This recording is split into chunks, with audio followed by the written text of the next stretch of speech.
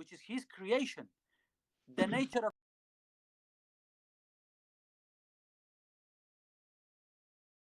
through the six with my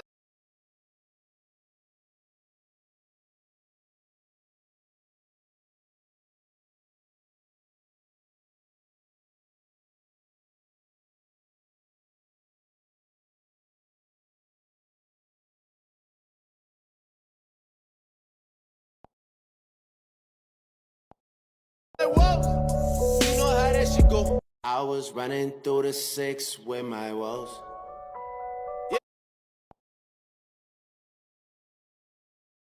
why? Because God has the power to do so. Oh my God. The different nature, brother. The different natures. He still retains the divine nature, though. Brother, he's out of his creation. He is out You of can't his have both, creation. John. That's what I'm saying. You They're can't. both self-contradictory. No. It's So absolutely for Either 3 I'm a hours pencil or I'm a contradicting human. yourself. I'm not a pencil human.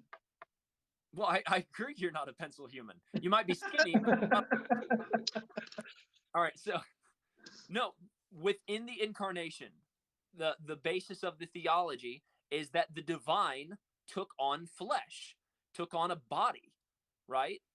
Is the divine limitless?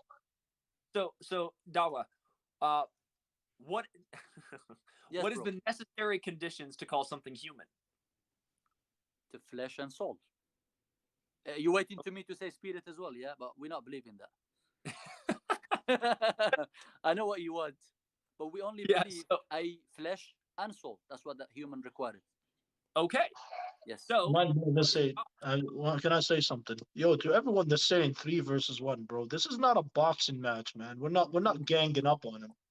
they need all the help they can get. It's okay. I'm fine with this. He said So No. Well, first of all, yeah, this is not like we're not jumping in, but this is literally like your rites of passage. So in order to become a good, righteous, learned scholar in Christianity, you have to go through Islam because we will teach you your religion. Okay. Alhamdulillah, So this is his rites of passage. So guys, don't be so butthurt. Okay, like just relax. All right, you'll get your turn too, and it will be 3-on-1 if I decide that that's what I want.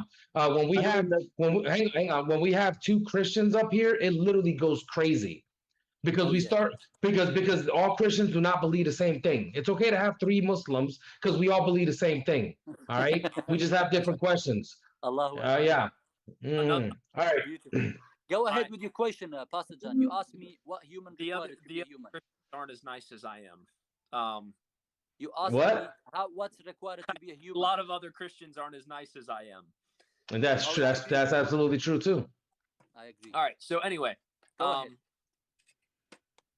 I asked you a question. Human required to flesh and a soul. That's 2 things. Oh yeah. Okay. Yeah. So, do you think there is a spirit? We don't believe there is a spirit. We believe a whisper of Satan. Okay. All right. So, specifically within a human nature, yeah. The idea of now I hold to a view, and it's like a. Are you familiar with William Lane Craig? Say that again. So I break away from orthodoxy in my position. Okay. Are you familiar with William Lane Craig? I've heard him, but to be honest, I never read anything about him. Okay. So, have you heard of the view Apollinarianism? No. Okay. Teach us. What's his Apollinarianism is this representation that Jesus took on a human body. Yeah. Okay. Jesus took on a human mind, but Jesus had a divine spirit or divine soul. And so so this is where I break away from orthodoxy. Within orthodoxy, they say Jesus also took on a human spirit. I say that is a logical contradiction.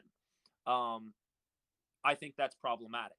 My position is this viewpoint of Apollinarianism, where human body, blood, bone, tendon, human mind, but divine spirit.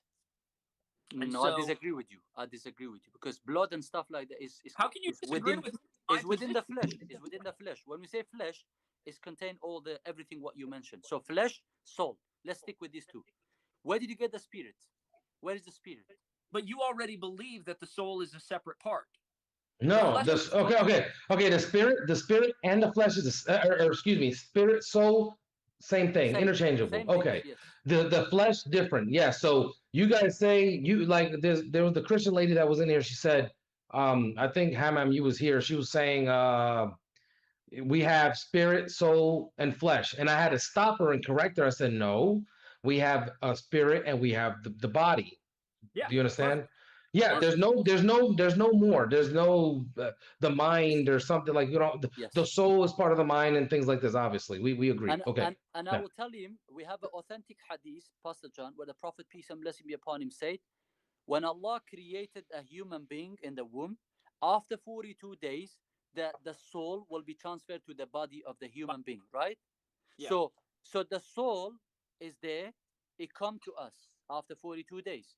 So when a person is dead, we don't say a flesh is dead. We say a person is dead.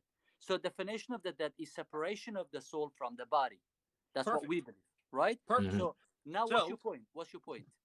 Yeah, my point is that the body and the spirit are separate things. And so God taking on flesh, taking on a human body, it is separate. The body is what represents the human nature of Jesus, and the mind is what represents the human nature of Jesus, but the spirit within Jesus is what represents the divine. They are separate things. Okay, But stop Okay. here. they are So separate things that can coexist. Just like your body and your Okay. spirit are separate things That's that coexist.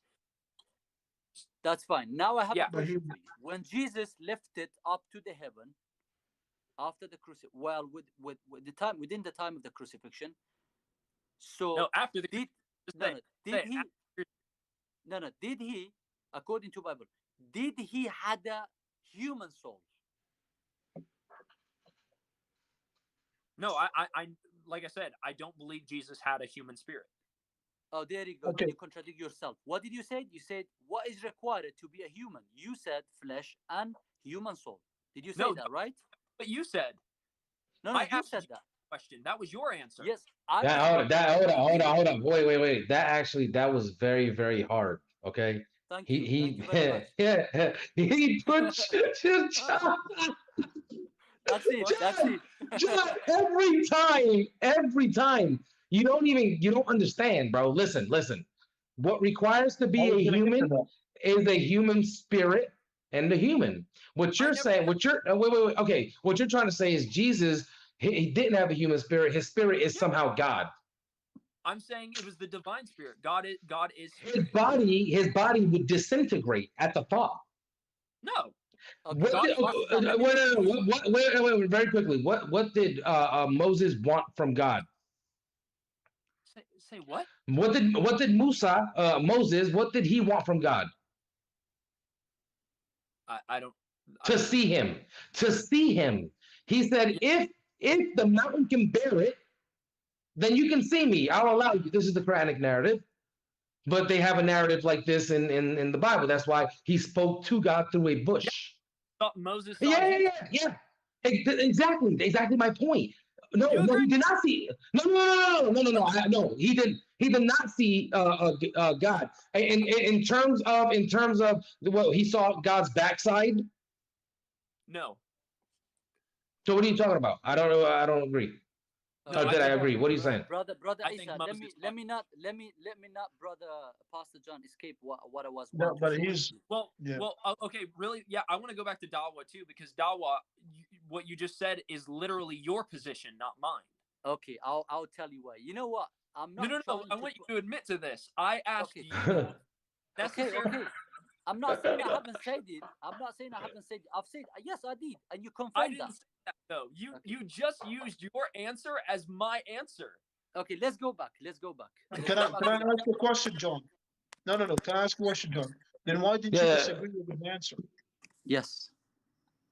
Yeah. So in regards to being us, right? I would agree with the answer, but that's not my position on the incarnation. But, okay, then you know what it is then. I asked him. I said, "What are the necessary conditions to call something a human nature?" And he said, "Human body and human soul." You Now believe that? we go a step further. Within my position, it would actually be something necessary to call someone a human would be human body, human spirit, and human soul, represented by the Hebrew nefesh and neshama. That is my position, that there are Okay. three represented as Okay, good. God, That's good. Trinity. So when Jesus died, and we know the definition of of death is the disintegration of the flesh from the soul. Do you agree? Death is say that again. It's a separation from body and Right. spirit. The body, the flesh the flesh is what disintegrates. Right. self lives on. So does Jesus? So you're saying that Jesus have the spirit and the soul, right? Did one of them die? So the soul is represented by like the So mind. what is the difference between the spirit and the soul? That's the question. I'm saying that my position there are three: body, soul, spirit. The soul represents like the mind, will, the emotions, the nefesh, the animal instinct, the enticement of our nature, and then the spirit is specifically the divine essence of God. And so Right.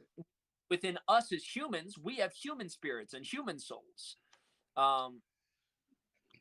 So from that, basically, I think Muslims only have two. You have body and soul, whereas in Christians we have three. So when Dawa said that my position was that I say the necessary conditions are only human body and human soul, that was Right. his answer. But you have a Let problem now, let me Pastor just John. You Hamam, have a let me problem take now, him back Pastor to what John. Sheikh War Da'wah. I need to take him to this, right? You have a I'm gonna. problem right now, Pastor John. Now, Yeah. what you're saying is that as Jesus died, his body disintegrated. Now you have a soul that left, and a soul Jesus, and a spirit Jesus that left his body. I'm The making me. soul. Now, right now, what you're saying is that there are two Jesuses right now. Yes. No, One being the soul Okay. and one Okay. being the spirit. no, Pastor John. you're Okay. Wait, guys. Let me. Okay, Let me give you wait, example. guys. My God, I like where Hammond was going with this. Okay, that actually makes sense because they don't just attribute this to Jesus; they attribute this to human beings, right? That you guys say we have mind, body, and spirit, which is ridiculous. Okay, the death is the separation of soul from the body. That's it. The soul is part of your mind. The soul is metaphysical, and so is the mind. Your yeah. So soul is what. Okay, go ahead. Yeah. it goes deeper than that for Christians. The soul. No. It goes like that for Christians because this is what you put into you, not you, but this is what the church fathers put into your theology.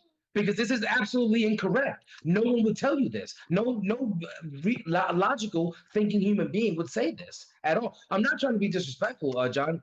I respect you dearly. You know what I'm saying? But I just I don't know where's these concepts come from. It only comes from Christianity.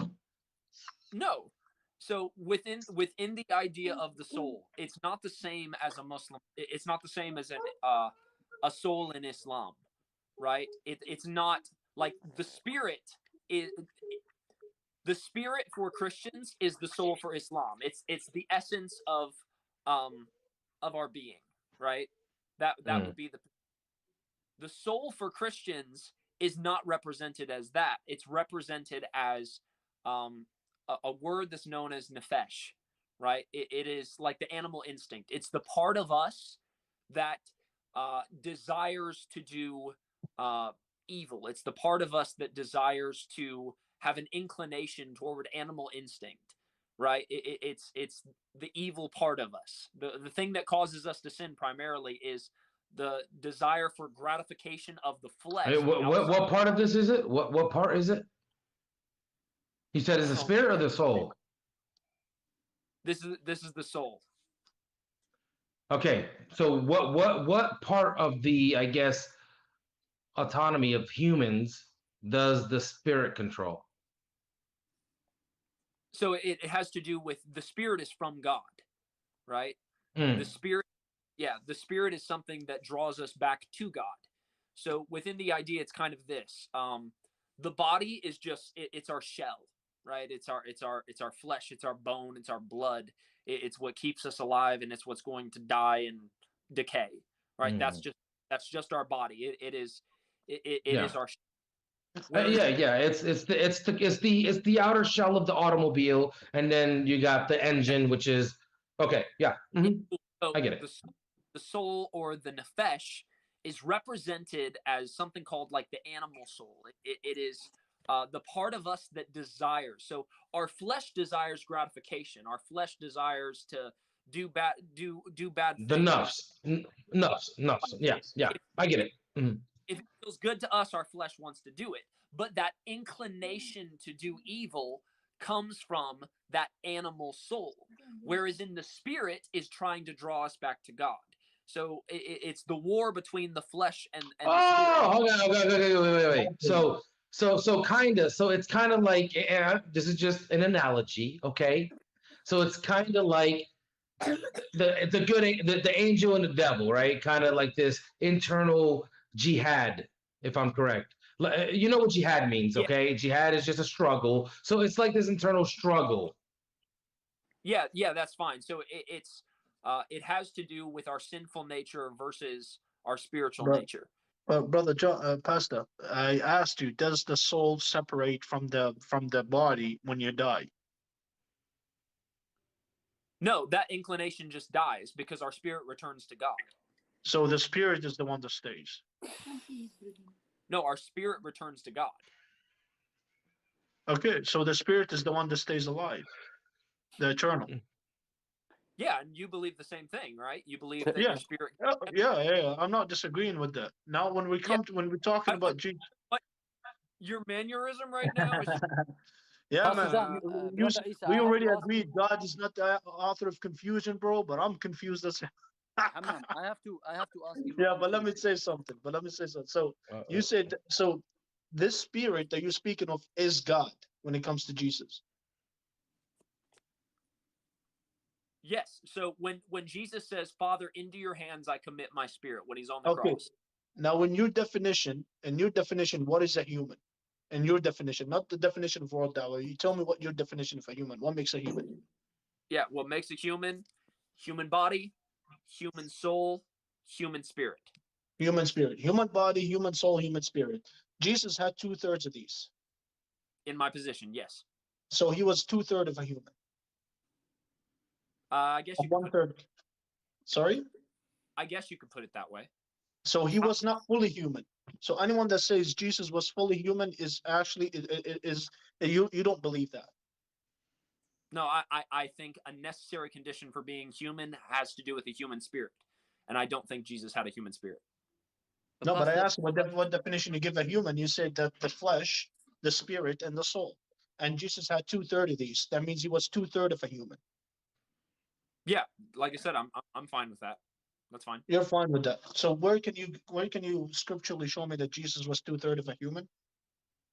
Because I think the divine nature is still represented, the divine nature still retained. So all I have to do, But is show you that Jesus was God, right? As represented in the scripture. That's all no, I really show you. no. My question is specific. Show me where Jesus says he is 2/3 of a human, because he's 2/3 of a human and 1/3 God. That's not an that's not an argument though, That right? is an So argument. Yeah, you know what? Um. Okay, so what's crazy is that literally your argument is concepts, just concepts. These are your thought processes in these are your thought processes in your religion. Because what I would like is for you to say, we have it written right here in scripture. Written like Jesus saying, I am God. Or I am 2/3 of a Something. human. No. Wait. Just something like this. There is nothing like this, John. Literally everything is just concepts. The concept is wrong. No one believes these things except Christians. no, I would disagree, Mhm. right? So Okay. you're starting from a presupposition that's kind of where you start at. Is you have a presupposition that the Quran is true and No. therefore I did not mention the Quran at all. No, sir. I did not mention the Quran. I never said anything. What I said was you. So we're questioning you about your beliefs and things like this, your Yep. book, and everything you have told us is based on concepts. It's nothing like okay. So the oneness of God in hang on, let me explain. Okay, look, the oneness of God in the Quran. There is a concept of it. It's called Tawheed. But there is plenty of scripture actually written that leads to this conclusion. Do you see what I'm saying? Yeah, I would What say I'm saying, right? What I'm saying is that you have a concept, you have a concept of God, of Jesus being God, but there's no clear evidence to prove that from your scriptures. I would disagree. I could prove that pretty. Aisha, what I'm saying is, No, what I'm no, saying no, is, no, no, no, no. Wait. I have to go and pray like Jesus did. So, brother Shuan wanted to say something for like the last 10, 15 minutes. So let the brother go, No, no, and no, then bro. Thank you. just do not Pastor, listen, guys. His mic, John's mic. Whenever you guys talk, it cuts his mic out. So just be careful, like, because you can't hear anything he's saying. I have to go pray the way Jesus did. I'll say it again. I have to pray the way Jesus did. John. Amen. Amen. Okay. I'll be Brother. right back, guys. I'll be right back. Inshallah. Assalamu alaikum. all right. yeah, Pastor John, what I'm saying is, I think you're making it up as we go, honestly, Making because the you can't back it up scripturally when you say, when I asked you, where in the scripture says Jesus was 2/3 of a human or 2/3 Hammam, of a man? let me give him like 30 verse where Bible clearly say he was a human, fully human. Yeah, fully human. And so, if he gives you a He's verse human. that says he's full of human, I, then you have nothing to go back on, I Pastor John. don't know. I don't know why Pastor John just been a difficult, but I'm gonna read every single passages to Pastor John. Sorry to say that I'm not meant to say something, but I'm gonna Well, school you, Pastor Pastor John, John, about this wallahi, I passage. love you, man. When it comes to debating atheists, I'm coming for you. Like, honestly, I learned a lot from you, brother. They Yeah, said I was holding your head up with my hands. I'm just stretching it. I've been sitting here for like hours now. Okay, well, we'll finish it up then. And you can just give me a closing statement after Sheikh Wadawa, and then we'll continue it later, I guess. Luke 24:39. See my hands and my feet, that it is I myself. Touch me, and I see, and see. For a spirit does not have a flesh and bones, as you see that I have. Did you hear that? Yeah. Just go against your belief, what you said. So see my hands and my feet, that it is I myself. Touch me and see. For a spirit, for a spirit does not have a flesh and bones, as you see that I have.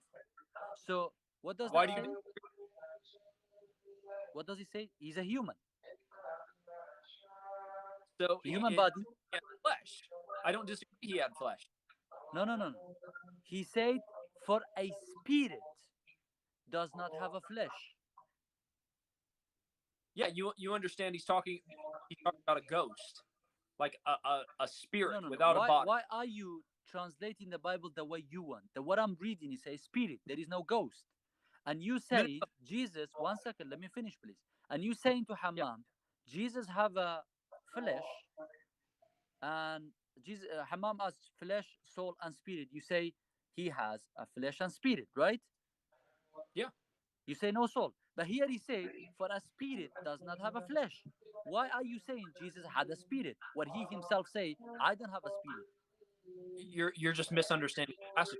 No. Oh my God. I Go promise. ahead. So let me show you. They are so. Think of it this way.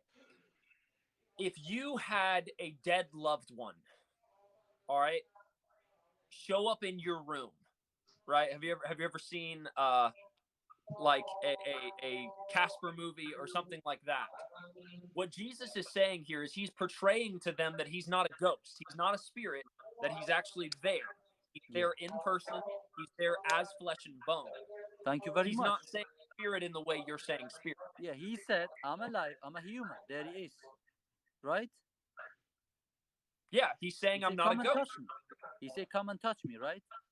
Yeah, because he's saying Why? I'm not a ghost. I'm actually No, here. Yeah, right? understand that. But why he asking a human to come and touch the human? Why? To prove in their own disbelief. No. Because Because they saw him human die. have the same. Okay, because the human have the same feeling of the human, and he asked them simply, "Come and touch me and see me. I am here." For Yeah, a prove to spirit that does the not body, have a flesh. yeah, to prove to him, to prove to the disciples that it was a bodily resurrection. That Okay, he really so rose But from the dead. brother okay, John, That he's not okay, just wait. That he's not just a figment of their imagination. He's not just a vision. He's not just a ghost. He's standing there and he's saying, "Touch me, reach out." Actually, he tells Thomas, "Put your fingers in, put your hand in my side, put your fingers in my nail marks." And what is he doing? He's representing to them that he is actually standing there in front of them, so they have no doubt that they're hallucinating or something to that nature. yeah, but does that prove that he's 2/3 of a human? I never said it did. That's his. No, I'm just saying. Wouldn't that be the perfect time where Jesus said, "Hey, by the way, I'm Hammam, 2/3 listen of to a this. human. The Hammam, spirit listen, is in me listen as to this God." passage. Hammam, listen to this passage. Listen to this Even There passage. you if go. So, Pastor John, you say Jesus doesn't have a soul. no, I didn't say that. You say Jesus is made of flesh and spirit, right? No, I didn't say that. So, what is Jesus? Is he flesh, soul, and spirit? Yes. So, flesh, human soul, and a spirit. Yes. Okay, so when he was taken to the hell, when he went to see the hell, was he gone with a human soul? So again, the human soul, it dies with the body. No. When he taken up, when he seen the hellfire, was he taken with a human soul? Yes or no? I just said it dies with the body. It dies. So the moment he died and the moment he went up, where was his soul located? Human soul. Where was he? Again, you're misunderstanding the Islamic soul versus the Christian soul. Brother, The listen soul to is, this. When soul is he's like the spirit. okay, where did he lift when he lift up to see the hellfire? So obviously you say he dead, right? Say what? He is dead. Yes, Jesus died on the cross. He says, Okay. "Father, into your hands I Okay. commit." So he left his human soul on the earth. At death, the humans, like I said, you're just misunderstanding what I'm saying by human soul. It is not the spirit. The spirit is the same thing as the Islamic soul. The spirit in Christianity is the same as the Islamic soul. So what is the human soul then? You're talking about human soul. What is the human soul?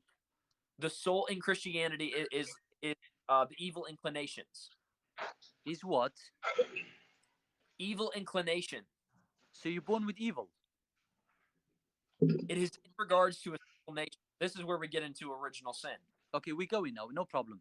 But I'm about to read one passage to you, which you said, listen to this. You said Jesus does not have a human soul, right? Yeah, Jesus does not have a human soul. Listen to this passage. No. Matthew 26. Wait, Matthew 26. Does have, Wait. He's saying he's trying to correct himself. Okay, no. please. Does have a human soul, not a human spirit.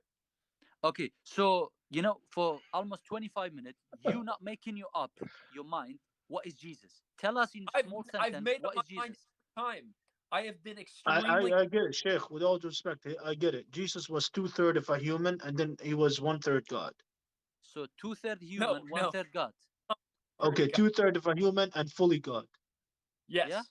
So that's gonna be like So he was 125%. 1 point. What is that? 4 That's out of okay. 100. Let Shuan finish the point, please. Okay. So I just want to know, Pastor, Jesus had a flesh, a human soul, and a God spirit, right? Yes, that is Okay. correct. I want to understand this. So Jesus, flesh, human soul, and a God spirit. And when he taken up to the hell, so by his death on a cross, so human soul is gone. Oh, guys, dude, come on. Yeah? Yes. True? Never come back. Yep. Never come back? The human soul, yeah, never comes back. Never come back. Okay, let's see this when he resurrected. Let's see this. So now, according to you, Jesus, after resurrection, after crucifixion, he, All right. because the human soul is gone, so now only holding a human flesh and a God spirit, correct? No, bro. So no, after the resurrection, it is a You're glorified daily body. up. Same No, no, way, the same way you talk about Oh receiving. my God. Okay, listen to me. Listen to me. Yeah, Before he crucified, he had a human flesh, human soul, and a God spirit, right? yeah, Brother correct. Isa, pay You got attention now, yeah? This is a corner time. So, number two. So he taken up to the hellfire and he dead, and human soul is gone, correct? yes. He's thinking, he's silence. He's trying to say what I have to say, what I'm not going to say. He's trying to be careful. I love you, Pastor. It's okay. It's okay. It's okay. It's okay. Like there's nothing wrong with that. That's fine. I don't know. I love it. I love It's okay to think instead of answering just like an Yeah. idiot. Just just I love you're that. fine. Now he been crucified, the human soul gone. He left it to hellfire. He's in the hellfire, visited, come back. Now Jesus holding human flesh and a God spirit. Correct? Okay, say that again. Sorry. Okay. I'm kind. That kind of did lose me too. Just. No, I think it's because the question was long. Can you try to talk, shorten it up a little bit? talk fast sometime, Dawa. Okay. So on the cross, before he died, Yeah. he hold a human flesh, human soul, and a God Mhm. spirit. Yes. He lifted up to hellfire to visit the hellfire, to visit a hellfire. But he dead.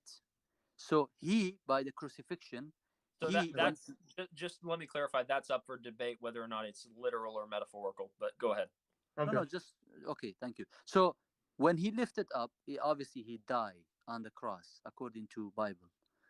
And Mm. then that moment, the human soul is gone. The human soul Yeah. and the spirit, right? Right. No, no, no, Sean? human soul. Only human soul is gone. And body. Okay, no, because I didn't hear some of the things you said because someone said your daily L Paul reminder. That was really funny. Just to remind everyone that Paul is the loser all the time. Anyways, that was pretty funny. Okay, so Jesus on the cross has the three natures, right? Or whatever. You got the body, spirit, and the soul, right, Shuan? Human soul, human flesh, and a God spirit. That's what he believes. Right. So human body, human soul, and then God's spirit That's right. Yes. on the So now cross. we try. Yeah, before he crucified. Okay. Before he Now, crucified and then he dies. and he dies suddenly. Human soul is gone because obviously he left it to the hellfire. The evil. So he Mm. Yes, the evil is gone. The human body is dead. The no spirit. human body is there. He didn't gone. He's there. He had to come back to the human body, right? What I'm saying, human soul is No, gone. It's gone glorified. forever. It's gone forever, right? Say what? Human soul is gone forever, right? Yes. Good. But Go when he for it. come back, he resurrected. So God's spirit with his body come back to flesh, human flesh. In regards to a glorified body, yes. Now, Matthew 26:38. Then he said to them, my soul is very sorrowful, even to death. Remain here and watch with me. Did you hear that? Matthew, what? Did you hear that? He said, even Well, death doesn't work. Yeah. The soul is with me. He did not say the God. Pastor John, come on, man. It's Matthew 26:38, bro. Come on, I'm going to it. please. Can you read it, Sheikh? Yeah. What about it? Then he said to them, my soul, he did not say my spirit, is very sorrowful, even to death. Remain here and watch with me. What's your argument? I don't understand. Argument is, he keeps saying, soul is here. I have the soul. My soul is deeply grieved. Yes, So he's what here. But about? you say the human soul is gone forever. So you understand though that the word there is spirit, right? So, brother, Pastor John, I don't understand. You keep saying stuff is not found in the Bible, and the Bible against you. I'm telling you just flat out. The suke. I'm Though saying you initially can't the word you soul is can't there. It's not spirit. you can't make arguments from English. You have to Oh deal with. my God, we have the Bible in English. Sure, We but argue thank on you. You English know what? Bible. You know what, Sheikh? You know what, Sheikh? Thank you, Pastor John, for showing the deception of the translators of the Bible. Thank you. Mhm. Brother Isa, No, did you so just say, Pastor John? Let me the word wrap is it up. suke. Let me wrap it up. Let me wrap it up. You So could say if it's are a you different saying, word, then I agree with you. But bro, thank you for showing us the deception of the translators of the Bible. brother? Yeah, thank you, brother Hammam, Pastor John. Not a deception. Respectfully, listen to me. I want to wrap it up in 1 minute. Are you Mm. saying the word soul same as the spirit in the original text? I'm saying just because they translate it as English and as they translate it soul in English. Will I take you not to mean- Hebrew language? I'll take you to Greek language if you wish to. I don't mind. Yeah, it's suke. Yes. And it's Let's go. Let's go. So now I'll ask you, what's the spirit in Greek before I go ahead? There's actually a couple different ones. Oh, okay. Let's have a look. Yep. Did you hear, brother Isa, my 2-minute statement? No, I didn't. I didn't follow. I'm sorry. I'll tell you the truth. I didn't follow. Let me tell you. The Pastor John, please pay attention. Jesus on the cross, he's not crucified, he didn't die. He holds Mm. a position of human flesh, human soul, and a God spirit. Godly So spirit. when he God's died, spirit. Yeah. yes, when he died, human soul gone forever. Right? He lifted up to visit a hellfire. When he came back, he joined the human flesh with the God spirit. So now the Jesus does not have a human soul. He only holds a human flesh and a God spirit. Where I show to a Pastor John in the Bible, Jesus himself says, even death didn't work. The soul is still here. So basically, he said Yeah. soul is gone. The Bible say no, the soul is there. But now the No, second claim he making, no. wait, Dawa. yes, The verse you quoted was before the crucifixion. he just mentioned the death after the crucifixion. No, Dawa. Okay, let me tell you. Okay, okay. Okay, this is Let's problematic. for the sake of No. argument. Seriously, Okay, this is a huge point. Okay. Wait. Okay, let me make a problem. point. Let me make my point. Let's say for Wait, the one sake sec. of argument. Let's just wait, just for a second. Let me jump in here. No, You are that's literally- fine. I make my point. It's not my point. Let's No. say for the sake of argument, that's before crucifixion. Still is pointless is. because he's saying even a death does not make any changes. Even death.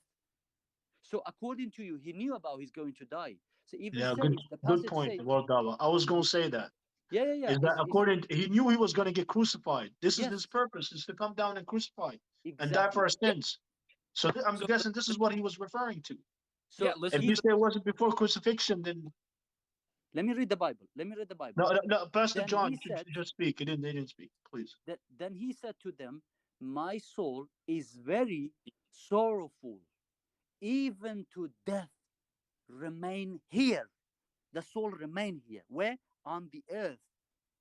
And watch with me means watch me. The soul will be with me. It will remain with me. Now, your next claim is, nah, that not the soul is a spirit. I'm taking you to original text where we No, see listen. it is a spirit. Listen very carefully. I need you to read 2 verses above that, including verse 38. It has nothing to do with the soul remaining with him. It has to do with talking to Was the he lying? disciples. Okay, was he So lying? listen. So first off, this passage takes place in the Garden of Gethsemane prior to the crucifixion. This Before- is prior to. That's point number 1. Okay. Point number 2. Verse 36, Jesus came with them to a place called Gethsemane and said to his disciples, sit here while I go over there and pray. And he took with him Peter and the 2 sons of Zebedee. And he Yes. began to be grieved and distressed.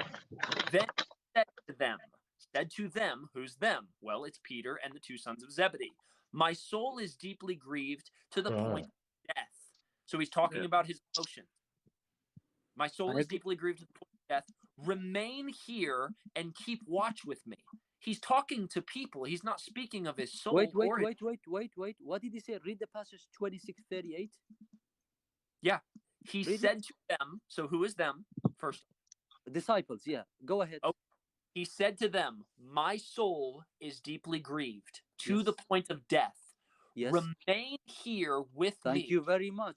What is talking about in this Garden of Gethsemane? We're talking about all about what? About the crucifixion, right? Yeah. Thank you very much. So he's telling them, even death. To remain with. Yes. Listen to me. I He's know that story in the heart. Okay, Pastor Spirit. Jan, allow me. I was listening to you. So the story is all about the crucifixion. The cup is presenting the death or crucifixions. So he's bringing the disciple up to the Garden of Gethsemane. He's keep praying, even though the disciple are falling asleep, and keep telling them, why you fall asleep? You need to watch me. 3-4 times repeating that. And then what happened? He said to them, my soul is very sorrowful, even to death. What death is talking about? Crucifixion, right? No, he's not talking about the crucifixion. So he's denying the crucifixion then. Oh my God. Okay, no, wait. I want to hear. Okay, so if it's not talking about the crucifixion, then what's it talking about? Go ahead. He's saying, don't interrupt him. I want to hear his whole train of thought, please. Yeah. He's saying, my soul is deeply grieved to the point of death. He's not talking about the crucifixion. He's making an idiom. So have you ever said that here is the exact analogous English statement. Man, I am just so hungry, I want to die. Or I am just so sad, I am so upset. My wife left me, that she took the dog with her. She has the house. I am so angry, I just want to die. What Jesus is saying is, my soul is so deeply grieved, it is to the point of death. He's not referencing the crucifixion. He's making an idiom that his sorrow. Okay. Wait. I will concede to that. Me personally, I can't speak for the brothers. I will concede to that. Okay. So then would doubting Thomas be making an idiom when he said, my Lord and my God? No. That's okay. This is disingenuous.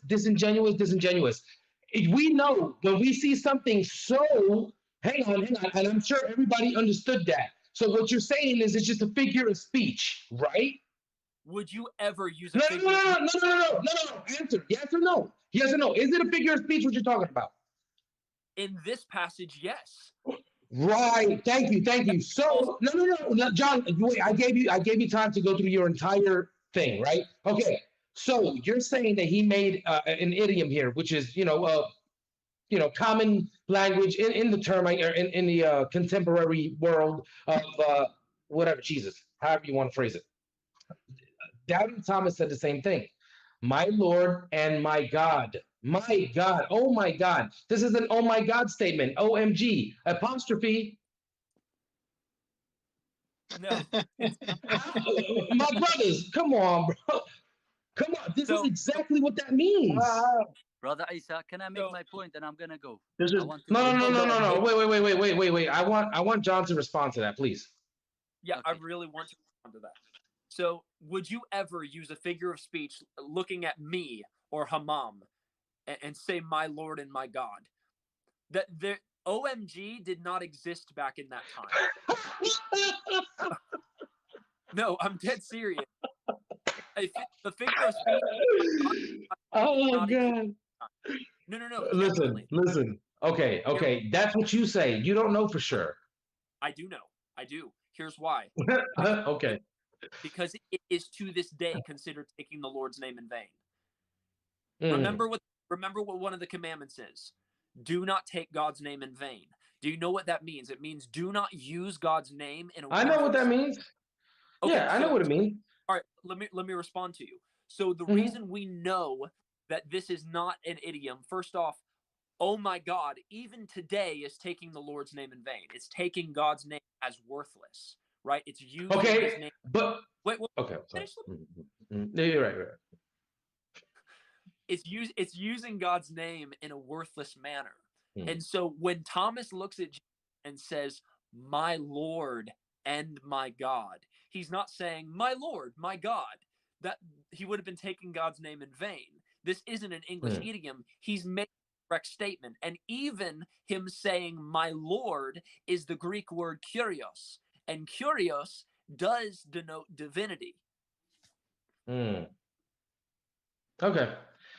Okay. I accept. Me personally, like I said, I can't speak for the brothers. What you said was an idiom in the garden or whatever. Okay, I agree, but you won't accept this as an idiom.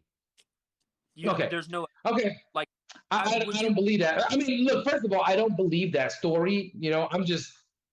Anyways, go ahead. Okay, would you Well, ever now use, would you ever use that idiom with a human being? Yeah. You would call someone my God? No, I would say my Lord and my God. I'm saying like, oh my God. That's what I mean. But wouldn't you be He saying, okay. Let me explain before I forget. Okay, so what he was doing is he saw supposedly this crucified Jesus right after the fact. He doubted, right? He said, check my nail wounds. yeah, but you don't So even believe. no, wait. Just hang on. So he is using the my God when he says my God as a praising to God that this is even possible because supposedly Jesus has been talking about this, right? Okay, Or so this is what's supposed to be prophesied. yeah, let me respond. Let's think about this rationally. Do you believe Hmm. Jesus resurrected? Absolutely not. Then you don't believe this story at all because this is after this No, story has to do with the resurrection. but we use it but because I we know. believe in it.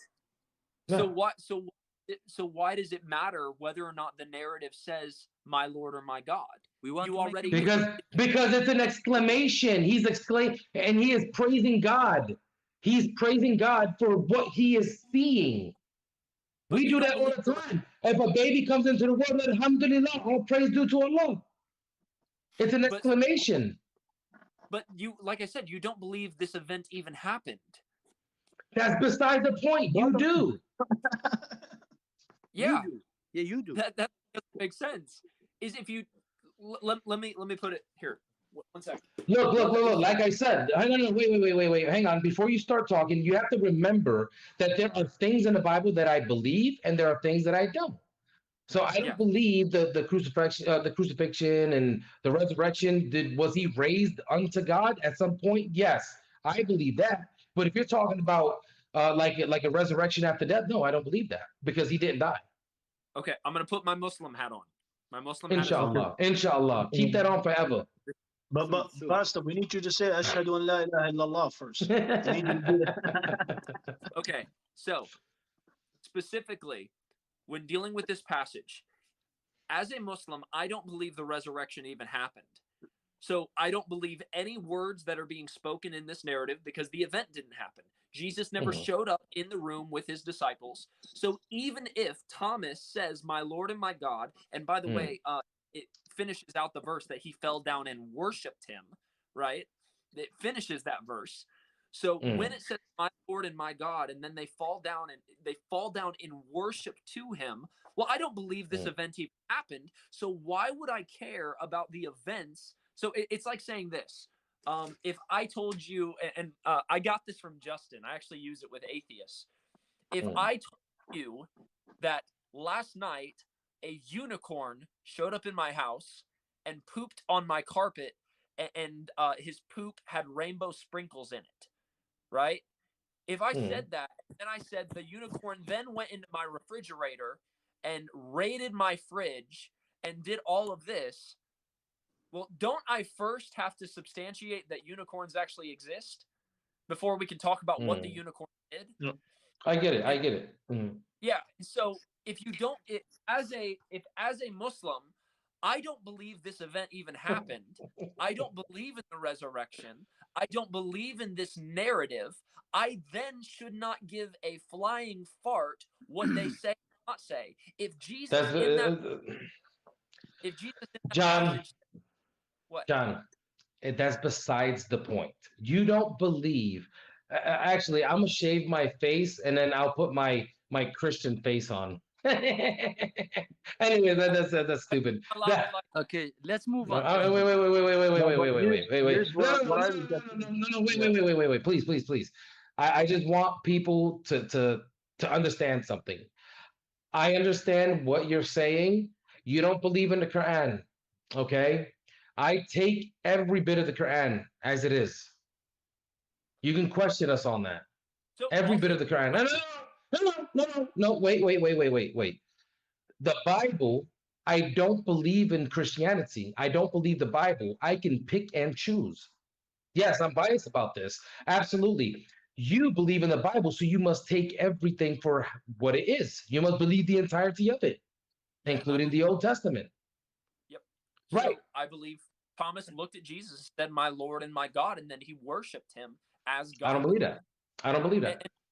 And that's fine. Can I And just so respond to that, it would brother be like Isa? Yeah. Yeah. Okay. We got the point. We got the point, John. I get what you're saying. Let John. Shuan say something because Hammam wants to say something. So inshallah. Okay, is really I want to make 2 points. The ones when the Pastor John says Thomas bow down and worship him. Can I just say something really surprising to you, Pastor John? Did Thomas bow down and worship him? Yeah. Did Thomas bow down and worship him, right? Okay, let's say there is a doctor, he's a heart surgeon. I call him a teacher. Is he a doctor or is he a teacher? If he's a heart surgeon and you call him a teacher, he's a doctor. I call him a teacher. I bow down to him. I praise him as a teacher. Is he a teacher in reality or is he a doctor? He's a doctor. Thank you very much. So no matter Thomas bowing down, now you're gonna say, okay, why did Jesus not stopping him from bowing down to him? Because bowing down, in human sense, if you look at the whole entire Old Testament, people are bowing down. That doesn't mean they're worshiping God. When they see, do not bow down before man in that way and worship. Yes, they did. Yes, they did. Go look at the book of Job. Go look at the book of. There are so many, plenty verses. It's not top on my head. So many times, even in the time of the Pharaoh, King Joseph, the old people are worshiping and bowing down to people. That is the sense of respect. Mm. That's the What sense about of respect. what about prayer? Sorry? What What's about a prayer? Do they pray to other people as God? No. Listen to this. We're not mixing the topic. What I just tried to tell you. Okay, is that clear? Doesn't matter how people call the others, whatever. That's not the reality. The reality, what I gave you the example, if there is a heart surgeon, if I call him a teacher, whatever, the driver, whatever, in reality, he's a heart surgeon. It's not going to be like the way I want it. The Thomas bow down, worship him, doesn't matter. But Jesus still remain as human. That's number one. Number two, what prayer you referring to? What prayer you're referring to? When Jesus told people to pray to him. But he teaches us, he teaches you how to pray. Alhamdulillah, this is what we believe. Jesus taught a Christian to pray like the first chapter of the Quran. Oh Father, can you recite that? Can you repeat that passage? The Gospel of John, Luke chapter 11, verse 11 to 11. Yeah, Read absolutely. It. Tell us. Yeah. Yeah, our Father who art in heaven, hallowed be your name. Your kingdom come, your will be done on earth as it is in heaven. Give us this day our daily bread, so on and so forth. Yeah. Okay. Did he include himself? No. Really? What did he say? Our Father. Why did he say our Father? Because God is he include himself as well. Yeah, that's fine. And what did he say? Forgive us. He said, forgive me as well. So us means me, you, Hammam, and brother Isa, correct? You believe Jesus sinned? Yes. Really? What Yes. sin did Jesus? He called the woman dog. Are you talking? You think that's a sin? Yes. If I call someone tomorrow a dog, do you believe that is a racism? No, it's not. Oh, if I call someone dog, it's not a racism. It's not some. Is it okay? Yeah, that's not a sin. Is it okay if you call someone a dog? I just want to know, yes or no. So he's using the language of the day. You're talking about when the woman came to him and was talking about the kingdom of heaven, right? Okay. She was in need of help, right? Let's have a dialogue here because one by one. She was in need of help, right? Yep. Here's the passage. It's Matthew 15. Yeah, because her daughter was possessed by a demon, right? And she bowed down to him, say, please, master, help me. Yeah. And a disciple says, say something, master, or push her away. And a disciple forced him to say something. And what did he say? Go away, because I have not sent for you. I have only sent for the lost sheep of children of Israel. Correct? As a test, right? Okay, it doesn't matter. I'll tell you. I'll give you analogy about that test Yeah, as well. Don't worry. Yeah, okay, okay. It's a test. Yeah, it's a test. It's okay. yeah. But Jesus, what he said? He said, I cannot give the bread, take it from the children of Israel and toss it to the dog. And what the lady says, the poor lady, and he says, even dog eat from the table. Correct? Yeah, absolutely. So tomorrow, okay, let me give you one analogy. Tomorrow I become a Sikh. I live, actually, I'm a foreigner. I live in England. So I came here 15 years ago. I go GP because I need a help. I need a help. Then suddenly reception says, go away. We're not here for you. We're here for the English people. You're a dog. Is that would be okay? I have a second claim to that. No, So is that okay? Is that okay if they call me a dog and don't help me? But to just so it testing depends me, on your response. just testing Is that me the to end of see. Jesus? Wait, is that the end of Jesus's response though? No, no, no. We're gonna get to that as well. We're gonna get to that as well. Let's say the GP Yeah. test me because they want to see me if I'm loyal to England. Yeah, I will say yeah. I will respond yeah. Even yes, dog eating from the country from the table, and they says okay. Now we're gonna serve you. But did I been told dog? Yeah, what's wrong with that? It's no. It's okay in America. If you call whatever you are, is it okay? You call people dog for a test. So specifically, we're talking about the Gentiles, right? You agree? He was talking about Doesn't you matter. anyway. He called you actually that word anyway. So no. You do you agree that No, we're no, no. talking He about was. the Gentiles? I know. But me and you, we were both Gentile. He called us a dog. No. So here's the passage. I got you. I Lord help responded to you. said, "It is not good to take the children's bread and throw it to the dogs." Stop. But she said, "Yes, Lord, but even dogs feed on the crumbs which fall from the master's table." Then Jesus said to her, "O Yeah. woman, your faith is great. It shall be done for you as you wish." And her daughter was healed at once. Okay, The cool. specific point of this in regards is that Jesus is testing her faith to see what her response will be, because that was a slur used against Gentiles. Okay. They were called dogs. Okay. Tell me when you finished. That was by the Jewish people. Was And a so test, when right? Jesus does, he tests her Okay. faith. Okay. And then wait, let me finish. Let me finish. Please. No, let him finish because you asked him to tell you when he's finished. So Right? just wait. I know where you're going with this, brother. So just you're good, brother. Yeah. So it says the daughter was healed, correct? Mhm. Yes. Okay. So is Allah going to reward a sinful act?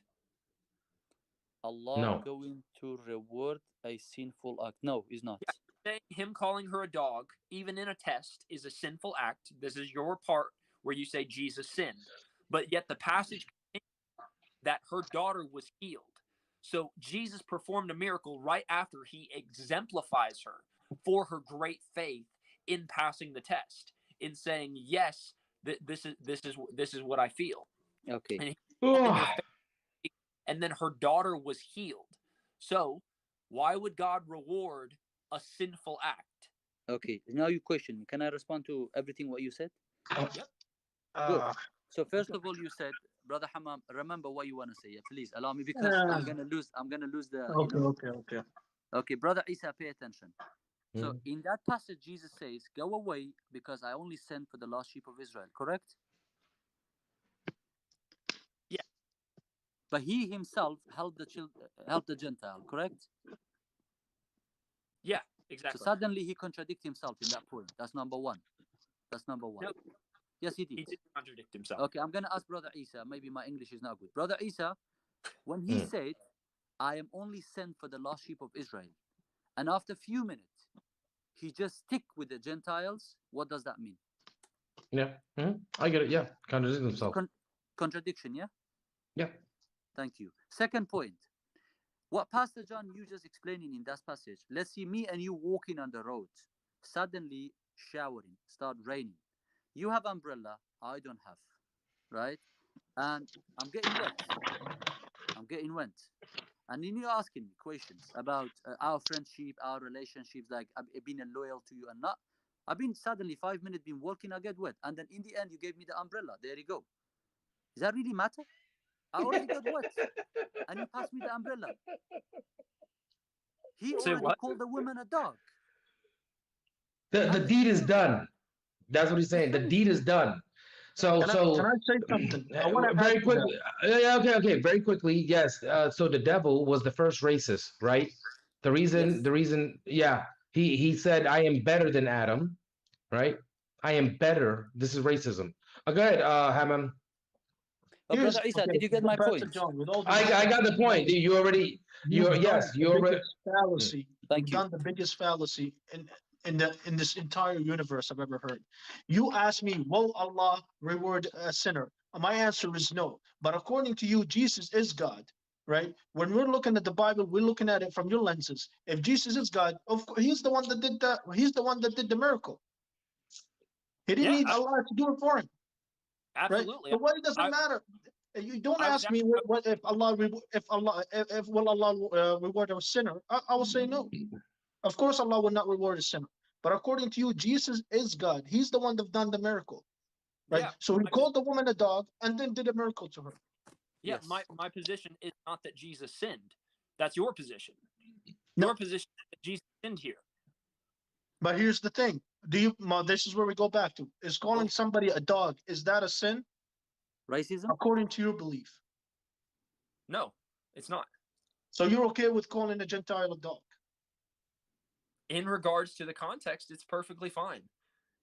Really? He because Okay, again, good. Explain it to me. So in what context are you allowed to call a Gentile a dog, which is a racist remark, if you ask me, my friend? so look at the response though. It says, "A woman, your faith is great; it shall be done for you." It was just No. John. What you're essentially saying is that God sinned. Okay. He already did the sin. He already did the sin. He already committed the sin by calling her a dog, bro. That is my point. It's not a Okay, sin. let me ask you a question. Here in the United States, if you were to try to give a lesson or something like this, and you called someone a racist term, would you lose your job? Yeah. Absolutely, yeah, because it's not nice. It's not nice. It's a sin. So Do you understand? societal immorality doesn't really hold a lot of weight here, right? There's a lot of things that society says moral that we agree with, like abortion. Just because something is God moral is moral. God is moral, completely moral. His morality is far greater than any human. So God would not use immorality in this nature. So God would not allow God would not allow a statement. No, As a test. it's not a test. It is a test.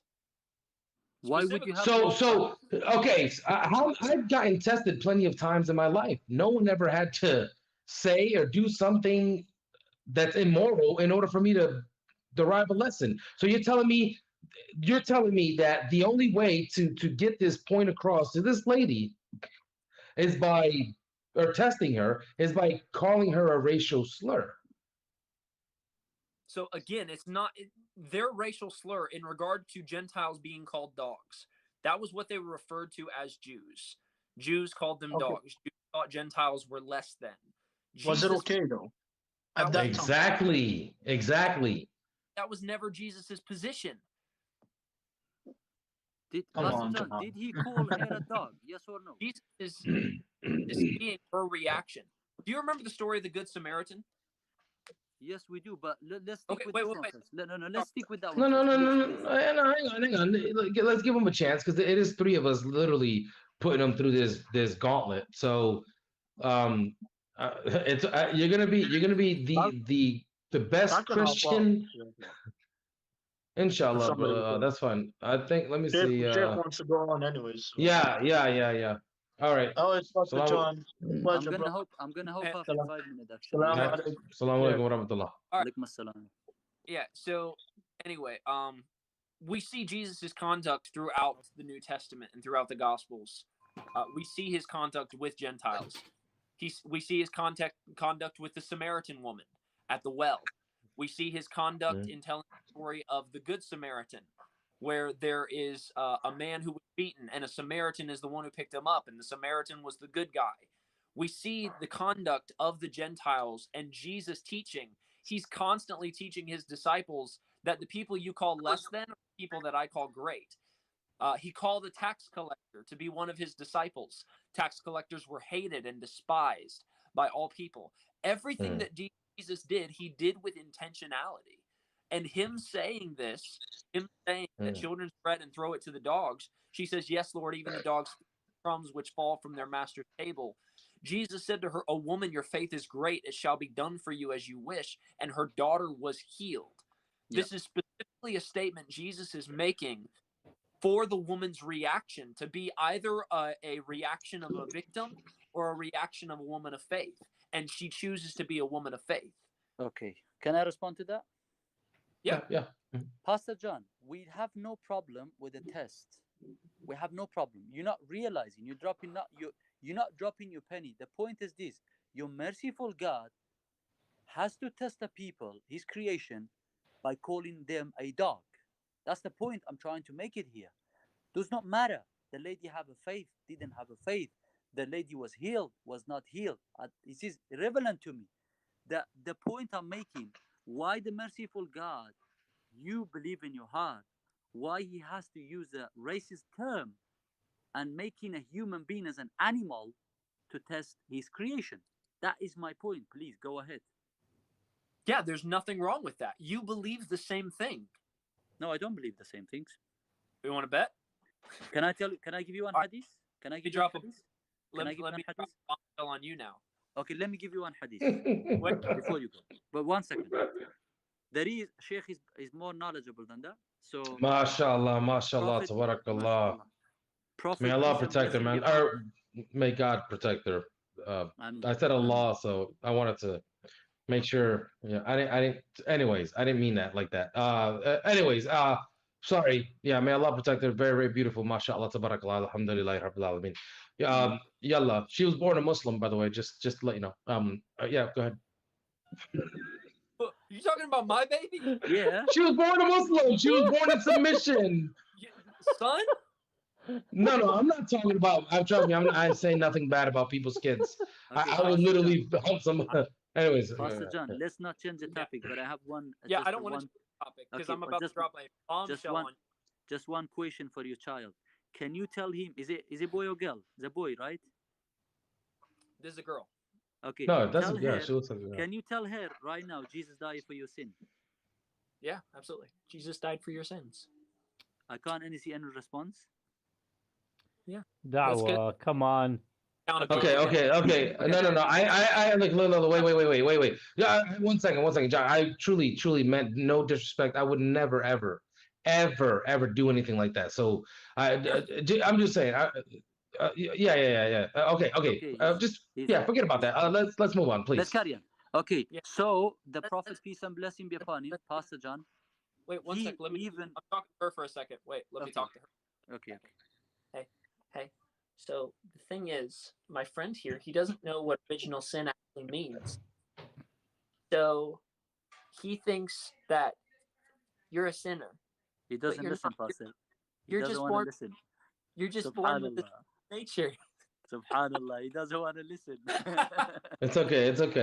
Just be very, very. Let's have some adab, please. I'm not saying that we did anything. I'm not saying we did anything wrong. I'm just saying let's be in case it gets there. So we're good. Alhamdulillah.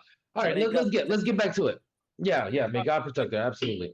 I mean, getting back to the conversation now. Let me prove to you why you should not have a single problem with it. Let me just say what I want to say after you can carry. Okay. Yep. Go ahead. Why, if the Jesus called that woman a dog, Jesus insult a dog? Hear me out. I want to ask Sheikh Muhammad the hadith where even Prophet peace and blessing be upon him said about calling a dog in a way the dog should not be called a dog. Sheikh Muhammad, do you know that hadith where the Prophet peace and blessing be upon him telling us it tell us initially to respect the animal. So when just I'm gonna finish, inshallah, you can come in.